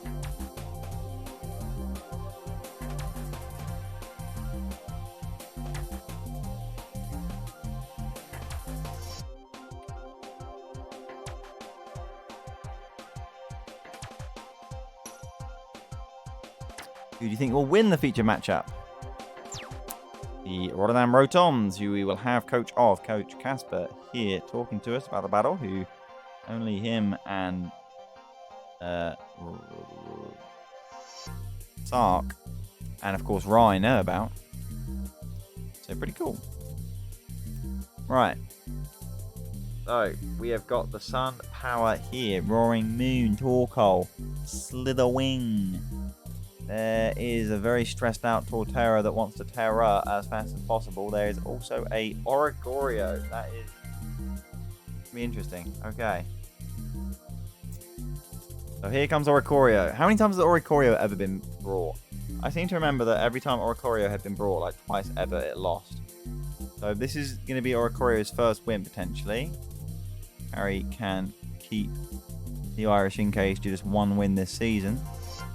Oh, Goodra has done its job very well there, coming in on the Rotom, but being burnt. It's going to struggle to retaliate against the Volcanion too much. Toxic was the perfect play. Toxic missing is very cruel. Earth Power does get more damage off, as Toxic has to be put on this Volcanion, so very big price to pay for it. Goodra, desperate to get out into Togekiss, indeed, should be predicted, and is somewhat by Focus Blast. Not that that would have done anything. His Ancient Power, fishing for the boost, and getting it! Wow. Sludge Wave is taken far better, and this Togekiss is now suddenly a raid boss. Harry fishing for the double boost, but not getting it. To be fair, a decently paced Scarfer can now clean up the Togekiss from now. I was kind of expecting Roost from the Togekiss. Here comes Sandy Shocks, and Torterra is going to come in. Predicting said Scarf. Terra Ice, Terra Blast. Is it Terra? Nope. Harry does not respect Terra to outplay his typical Terra. He fails to Terra on this occasion, despite Terra-ing a lot previously. Love what this game's become. So here comes Yu-Gi-Oh! Boy, getting some close combats onto the Torkoal. And Goodra. Okay. Yawn fails because this thing's burnt. Boosted attack. Rain Dance. Hold up. Get fucked. Very cool, but no hydration strats for this snail version of Goodra. Albeit probably the cooler version of Goodra, it has to be said. So here comes the rainy Oricorio thing, and it's doing the thing where it tries to Quiver Dance. Is it going to work, is the question. Going to get another Quiver Dance, so it takes the Volt Switch or Thunderbolt better. And it does take that rather well, it has to be said. Are we going to see some revelations of dances? I don't know. But this Oricorio is now +2 across the board, which is very scary for absolutely everything. But it is an Oricorio, so surely this isn't going to last. Let's kill the Torkoal. Only Shocks is in. Should outspeed with the Scarf, or maybe not. Because this thing's 313, but of course it's an Oricorio, so it's still barely 2 shots. And Thunderbolt just kills it. Okay. Power of Photosynthesis, I guess. That ended up making the difference on the roll. And Earth Power kills as well. Gentlemen, this is why you don't bring Oricorio. Even though it didn't look like it did that bad. Here's Master Oogway. Click the kill button, except Rotom fan can come in and does so on the close combat. Desperate to land another Will-O-Wisp, but could just Volt Switch. Seeing the Togekiss is right there. Here it is. Does just Will-O-Wisp, probably not needing to take that risk. Shocks with Assault Vest, but there you go, that's pretty cool. Down goes Togekiss. They both 100%. Is there any chance that the Zoroark can try for an outplay? Does seem like they indeed can, so it's going to be Oshawott no matter what comes in. And there's U-turn resisted. Of course, it is a Zoroark, or it could actually be no. That also resists U-turn. Never mind. And here's the close combat, which, assuming it outspeeds, it can pick up a kill on the Rotom and Vil. But if it's choiced Shivu, well, it's going to be murdered by Choice Scarf. Roaring Moon and Slitherwing, who does come in and wants to pick up a kill on guess who? It's a Master Oogway again, but it's not, you know, it is actually a Zoroark. And there it is. Can it pick up the kill? I think it can, and indeed Harry is on the ropes. He's not on the ropes, he's over the ropes. He's out of the ring as he's not winning this battle. And youngster Matthew and the Irish Inkay are going to get their second win of the season on the board. Bonk. Bonk. Surely, right? I mean, this thing can't kill Roaring Moon, right? No, it can't. So there you go. What a result. Harry bringing Oricorio and fucking around, he found out. There you go. What a result. Smiles Conference superiority or minority. Knows what that is. It is next up. The Amsterdam's Aggron against the Ariana's Altarias. Very interesting battle.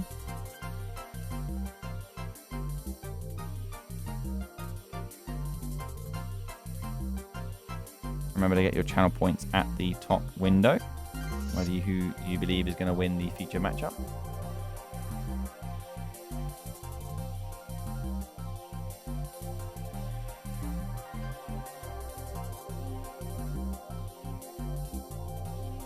Alright.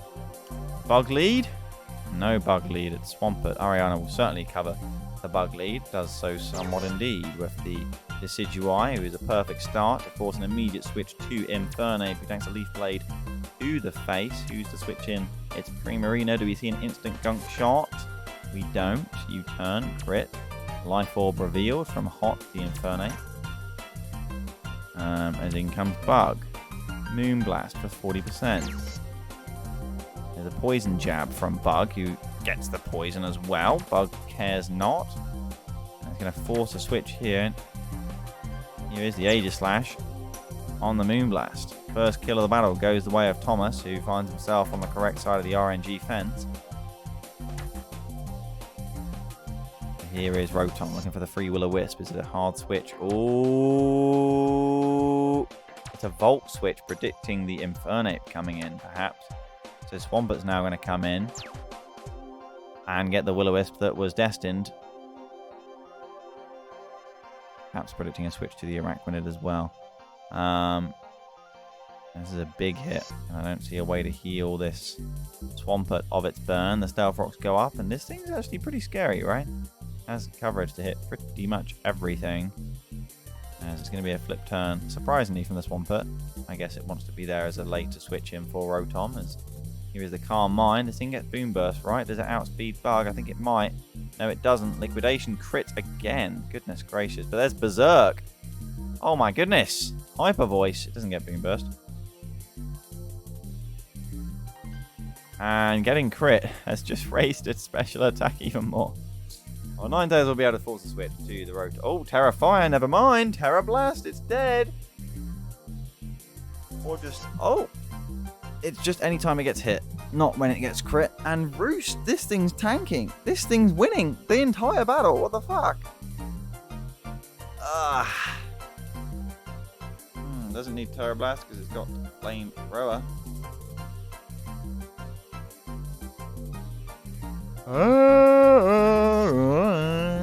Thomas wishing he did not let this Swampert get burnt.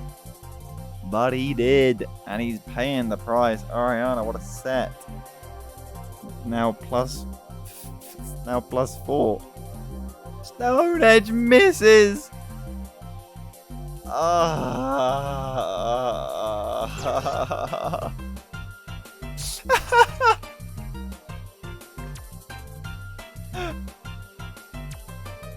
mean, I don't even know why I'm surprised anymore. I'm pretty sure Stone Edge has missed more times than it's hit this season. This is ridiculous. Like, actually, fuck this game so much.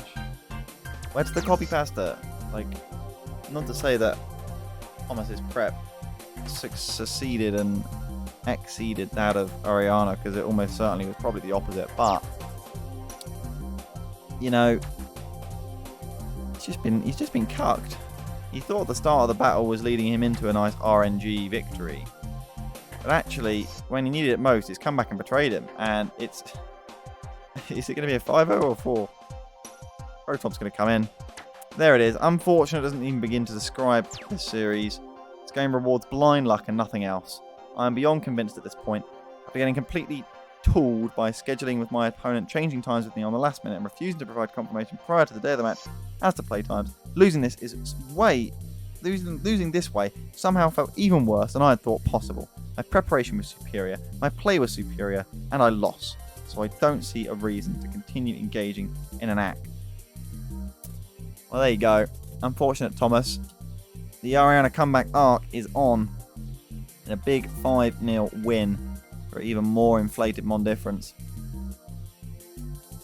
Speaking of inflating Mon difference, the Gloucestershire Gallade with a chance to do just that against the Fish Ponds SuperRods, of course, still coached by formerly Sigmoid, now Talia, if you were unaware. I was told that this happened in Dallas, and I've been told that Sigmoid at the time, now Talia, wins this game. Now I don't know how Talia does this. Perhaps it's the Gale buff. I don't know. Perhaps I've been lied to. But I am curious to see what Samson does. Because I was told in person about this game. Who's the next battle after this, by the way? It's the Belfast Blazikens against the Entei. I want to know who actually told me. I'm assuming they're not lying.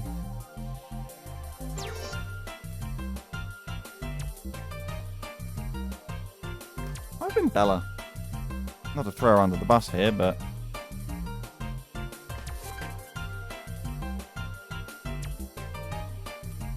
here we go. There is an Archeops lead. Usually pretty safe, but Ruskin kind of screws around with things when you're trying to endeavour. So Stealth Rock's going to go up.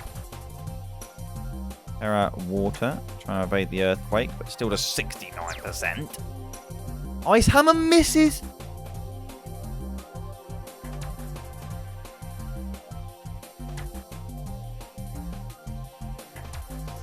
Was it Yachi? You know, Talia stays in very confidently. Empower Ice is there from Archeops. Probably just wishes it clicked it on turn 1. There's now Garchomp saved for Gyarados, who with Intimidate and Defeatist doesn't really fear this Archeops anymore. But Gallade's going to come in, surprisingly, on a crunch. Has it got the Thunder Punch? Are we going to see a Garchomp? We have a Terra. And by Terra, I mean Mega. There is more crunch damage as Will-O-Wisp is the play. Some Wish Protect action. Of of course, leftovers. I should have noticed.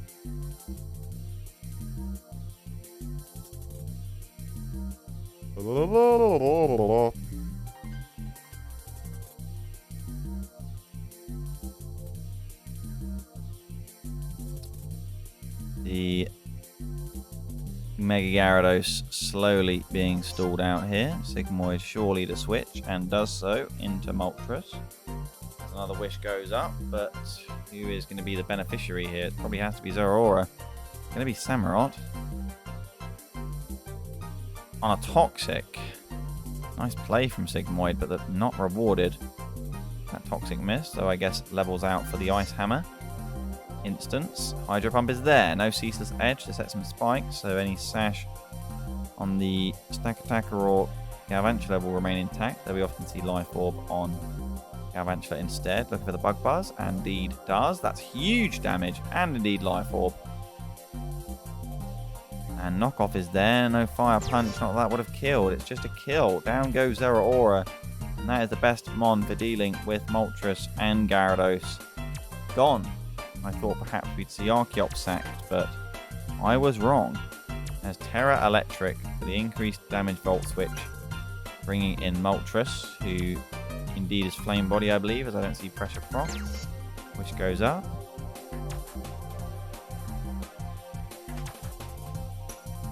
Moltres desperate to play the Toxic.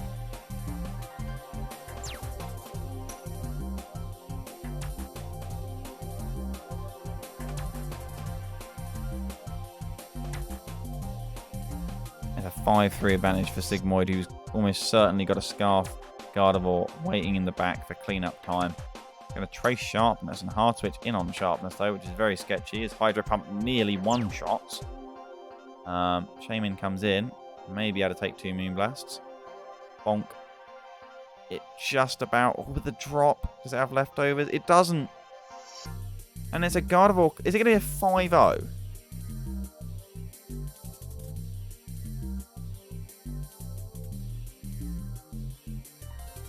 Subson going for the leftovers recovery in the hope that a roll can mean he lives a Moonblast. Talia will go into the Moltres. Here's Samurott. Hydro Pump. Doesn't kill. Air Slash chipping away at the Samurott. Hydro Pump will hit to kill the Moltres. Talia down to 4.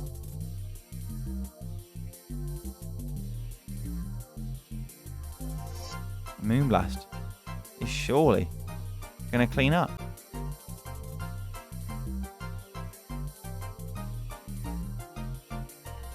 I believe it one-shots.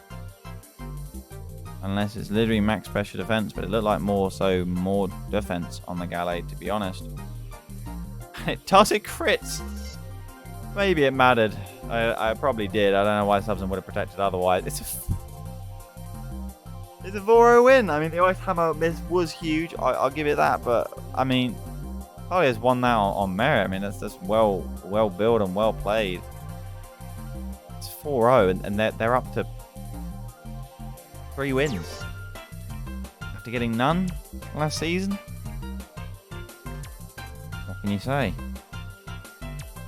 Unbeaten as Talia. We've got some very similar colour schemes here between the Belfast Blazikens and Entei facing off in our penultimate non-featured match.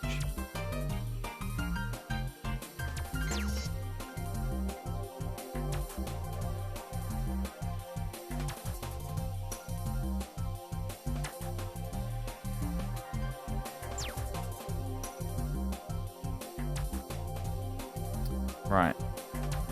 Solrock is here. How many kills does Cat get this battle is the question.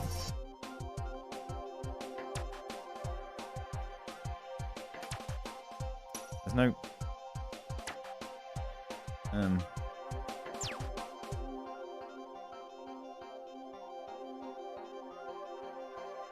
I don't know. Maybe we see a miracle. It's a Lopunny lead. Coppergregus. Take the fake out into U-turn, and then what? T-Spikes, only for Zapdos to come in. Doesn't even need to default, get away because there's a Tentacruel there to absorb them later. But There's no ground type to stop Zapdos Volt switching for free. But I don't really know what the Zapdos switching is. It might be Magnezone, at which point perhaps then Heat Wave can catch it. Discharge is the move. Knockoff will get rid of the Zapdos. Is there Para on the coffer? No. There's the U-turn from Zapdos. Interestingly, I don't know what Zapdos fears from this. Integral comes in just to get rid of them spikes sooner rather than later. And we see a Pain split back into Zapdos on the potential knockoff. Trying to get a static, you would think. That is the play. Yep. And indeed gets the Para. Koffagrigus is not going to want to stay in here. Fortress comes in. That's risky. What can that do in front of a Zapdos? It is Heat Wave immediately on that turn as well. Oh, that's so brutal. I mean, Terra normal trying to boom. This is just a wasted Terra. I mean, I don't know what Charizard and Amorous can do, but I don't think it's possible. I think it's game. Lopunny and Goldango exist. We got one more battle before the feature matchup. I've got to get my headset back on before I head into the office to meet Casper for our featured matchup.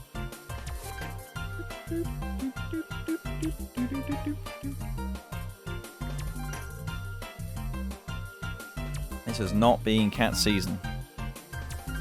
Very unorthodox draft. For their past, at least. Power Gem, nice.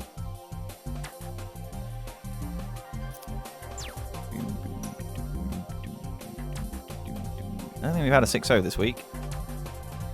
But with Solrock here is a lot of threat. Lair Blitz in the sun. Dude, Solrock is actually legit. You gotta love it. Yeah, he picks up a kill. That's very cool. The static proccing is a little bit unfortunate, but hey ho.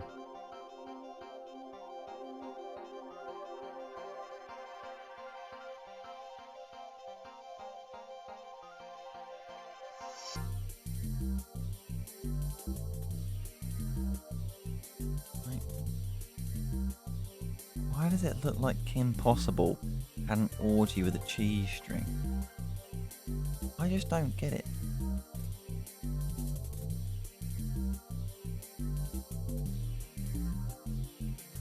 Unlucky Slay Queen. Tough times.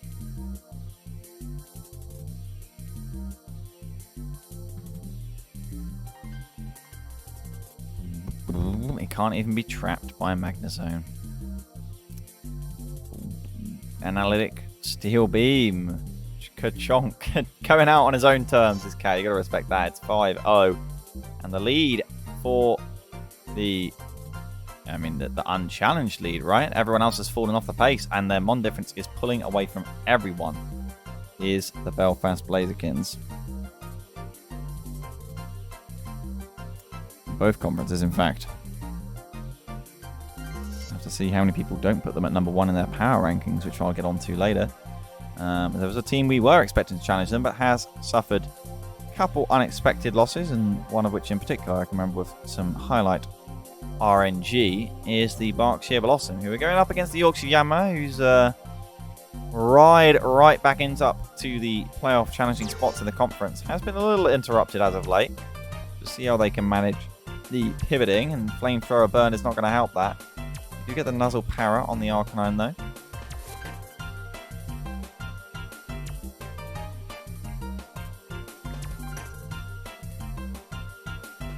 As there is the light screen.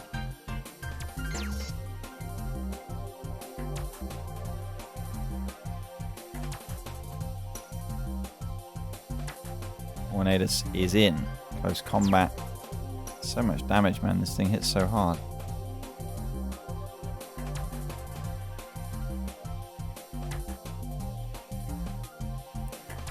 G-string top of kill chart. Whoa. How can you say that? They're battles we haven't seen. Or is it mathematically confirmed already? Queen Chonk the Third, the Swampert. Sunny Day.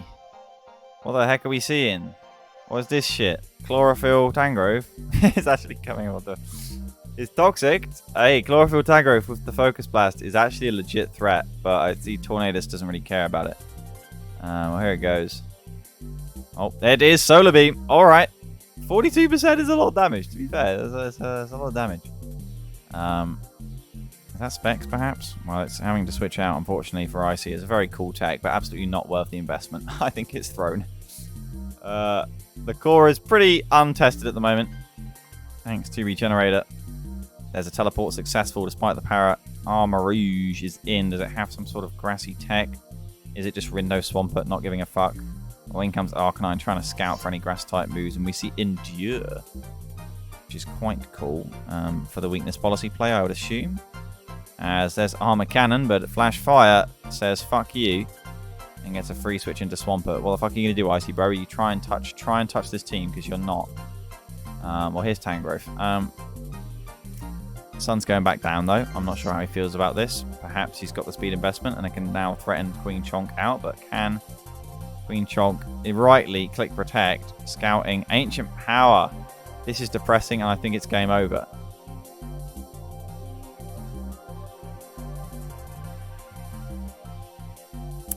Spread the Toxic, press the Protect, press the Teleport, and go into the Regenerator Mon. If your opponent has not built correctly and is not playing correctly in tandem with that, you will win without being tested. And currently Icy has built for fun, which is not correct. You don't have fun in this game anymore. Maybe he's not. He's playing it quite right either. Oh, this is sad. But the Yorkshire Yanma are going to need to do another second half of the season miracle, because they are going to be slumping right back down near the bottom of the Smiles, and I believe the Berkshire Bellossom will be moving up to a 6-3 record. Well, here is the balls to the wall play. You have to Stone Edge to predict. He doesn't. But if it's Scarfed, it can kill, but you think that Bella will probably switch out here anyway. And therefore Rotom comes in to tank some more hits. This is a lot of damage, 71%. Rotom can go down though, as it's far less valuable at this point, as the sun slowly gets stalled out.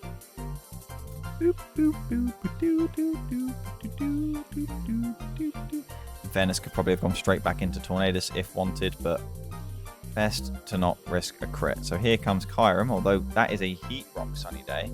Scarfed Kyurem says, greetings, motherfucker. I'm clicking Earth Power, proccing the weakness policy from Armarouge. Very alpha read there on the switch to potentially Armarouge or the King Gambit. Unnecessary flex from Bella, but my goodness, a successful one. Here comes the powerful Sucker Punches of Doom, except into Arcanine we go. And Swords Dance.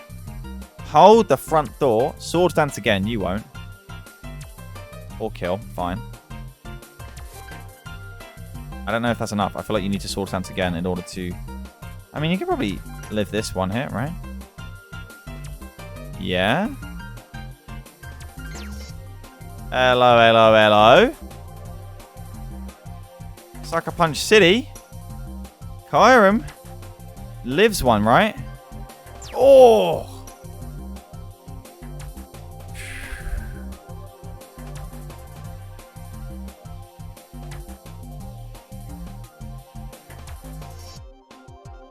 Damn.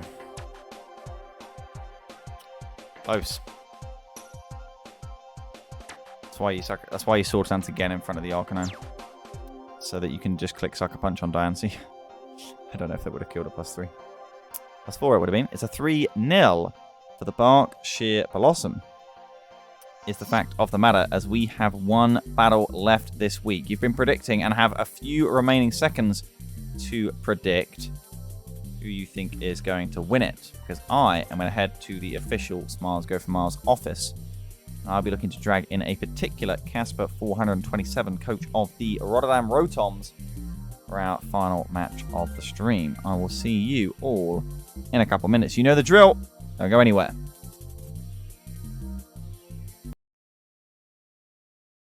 Hello, ladies and gentlemen. I am joined by Casper, the coach of the Rotterdam Rotoms. You see on the near side here ahead of our featured matchup against the Yo. Limerick Lumineion. What's up? How are you doing? How are you feeling about your season so far? And why did you want to feature this matchup in particular? So, why I chose to feature this matchup? It was week 3, I believe, and Sark was doing very well at this time, of course. Mm-hmm. Wow, are you And saying they fell off or what? I mean, not really. A little bit. Okay, you need to figure out what side of the fence you're on there, Casper. But Love you, Sark, but yes. Okay, yeah, no, that's But fair. so I thought it would be a good match.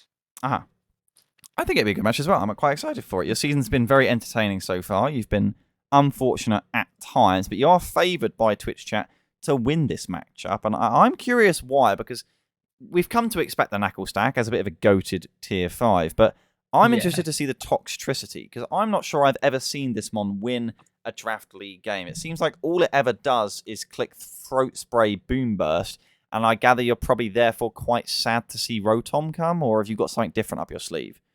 Well, this is a Scarf Toxicity. Okay.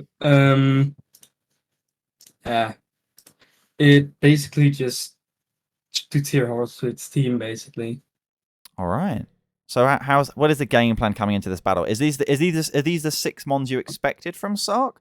Not really. I was very surprised that he didn't bring Bombardier for my Mega Zam. Fair. It's for like Sucker Punch and shit.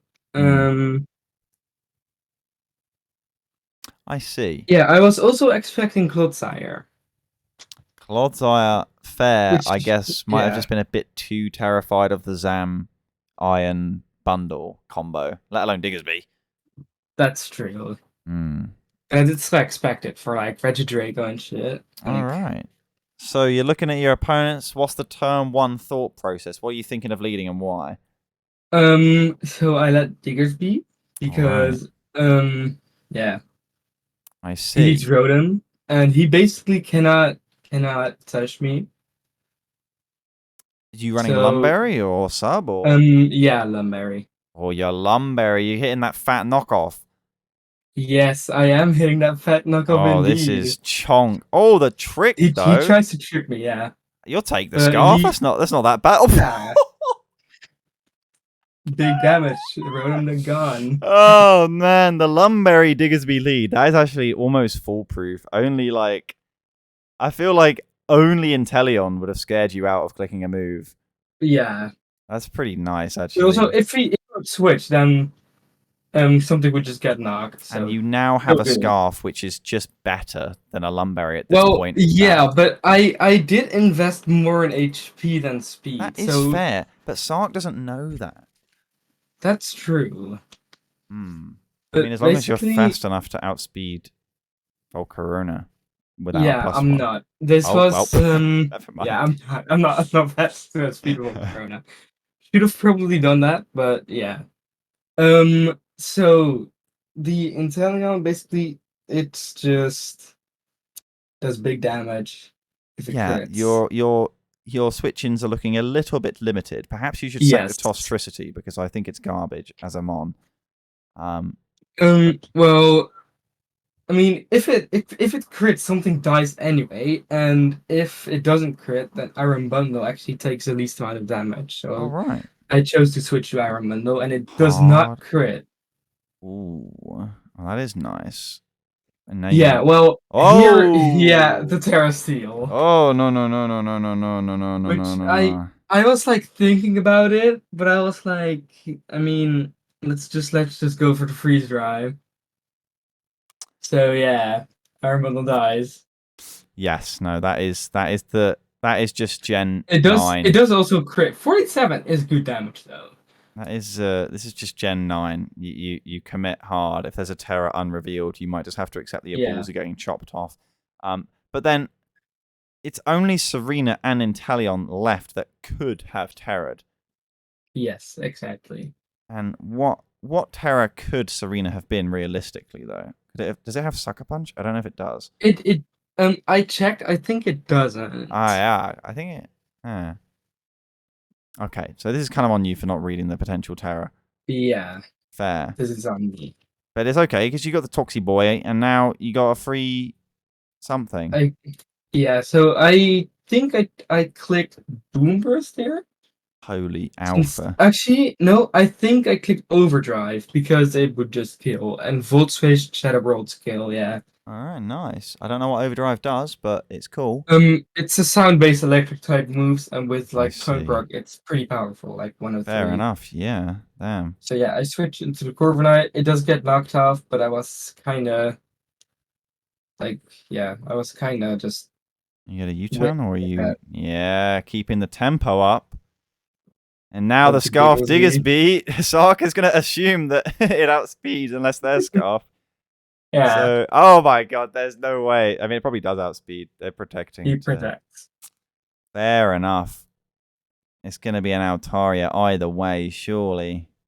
Yeah, that's why I don't get it. Oh, holy. Yeah, the read. There, the read is happening. The read is happening.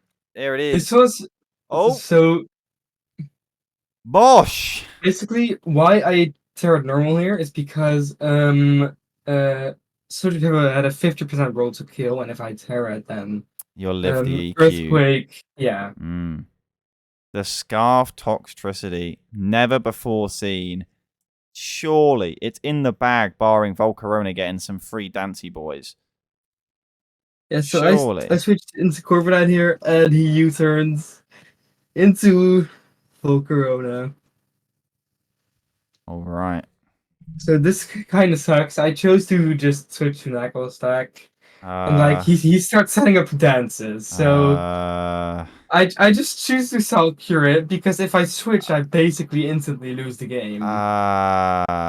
Yes, Steve. Do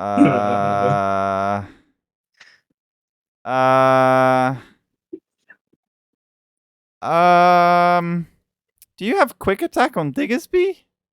Nope. But thinking about it, I did. No, I'm not gonna say it yet. Shark gets greedy though.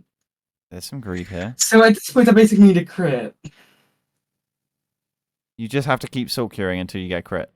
Yes, basically. That's the plan here. How does this happen? How does Volcarona do this? I haven't seen this happen in like 4 seasons. Where it truly wins a game that should not have been won. I see you summoning a crit in the chat. You guys can't see this, but Casper, did you think writing the word crit in chat 6 times would summon it? Yes, of course. It always does. How many Salt Cures have you pressed? At what point are you due a crit? I have no idea how many I've pressed. It's a fair few. It's like 7 at this point, maybe 8. Yeah. I can't. So it's yeah. I mean, Sark has to kill you now, right? This turn. I think he does. Oh my god. Nope. I even said ooh to even summon the crit even more. Is it only 1 in 24 for a crit since Gen 7? What? Yes. It just sucks. And then Bug Buzz just kills me. And like I just have to start sacking shit now. But then also I do make a pretty big misplay here. So basically, my Alakazam was running Protect, and I kind of forgot that I had Protect. So, like, it would have. I mean, Sark could have roosted. Yeah, I mean, no, he was out of roost at this point. But I chose. Oh my god, roost is only 8 now. Oh my god. So like yeah. That's rough. Like, I could have pressed Protect, and it probably... Yeah. Oh, bruh. That's sad. Yeah. This should have gone down to the wire. Because if you can save the... I mean, anything, really. Ideally, Diggersby for the Jirachi. You have Shadow Ball, but this is not happening. This ain't happening. Bonk. Well, not. I need a massive crit. And it bonks me. What would you have done different if you were in that battle again? Not so much in terms of the clicking protect, but in terms of prepped different, sorry.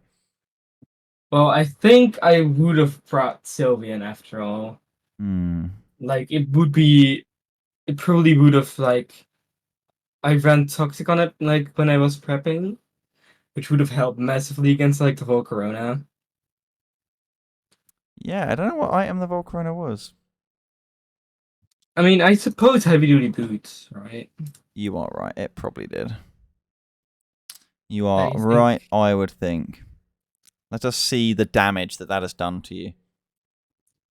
Oh. I mean, it's not that bad. It's not that bad, but you have a lot of company. You have a lot of company. That is true. You are one match within 16th. Obviously, you'd have to lose 6 yeah. But you are also within one match of 6th. It's kind of interesting. Sniper nearly has the second best Mon difference in the entire conference, despite being 6th at 5 and 4. I don't know quite how that's a thing. I think Pudding's won the conference. I don't see anyone. I mean, he has yet to. He hasn't yet played Subsum, right? No. Subsum versus Belfast is week 12. All right. Well, there you are. Well, you know your facts. But of course, the Gallade did lose to Talia, and that is going to hurt their chances of, because they kind of need a favor as well to top the Blazikens, because they're not going to catch them on Mon difference. But realistically, it's mainly top 2 that does matter. The Littens and the Bellossom are certainly in a little cozy club at 6 and 3, somewhat above the chaos for now. But I mean, I would ask your opinions, Casper, and it's not that I don't care, but you're going to be able to state your opinions in the rankings of your mid-season power rankings, you know?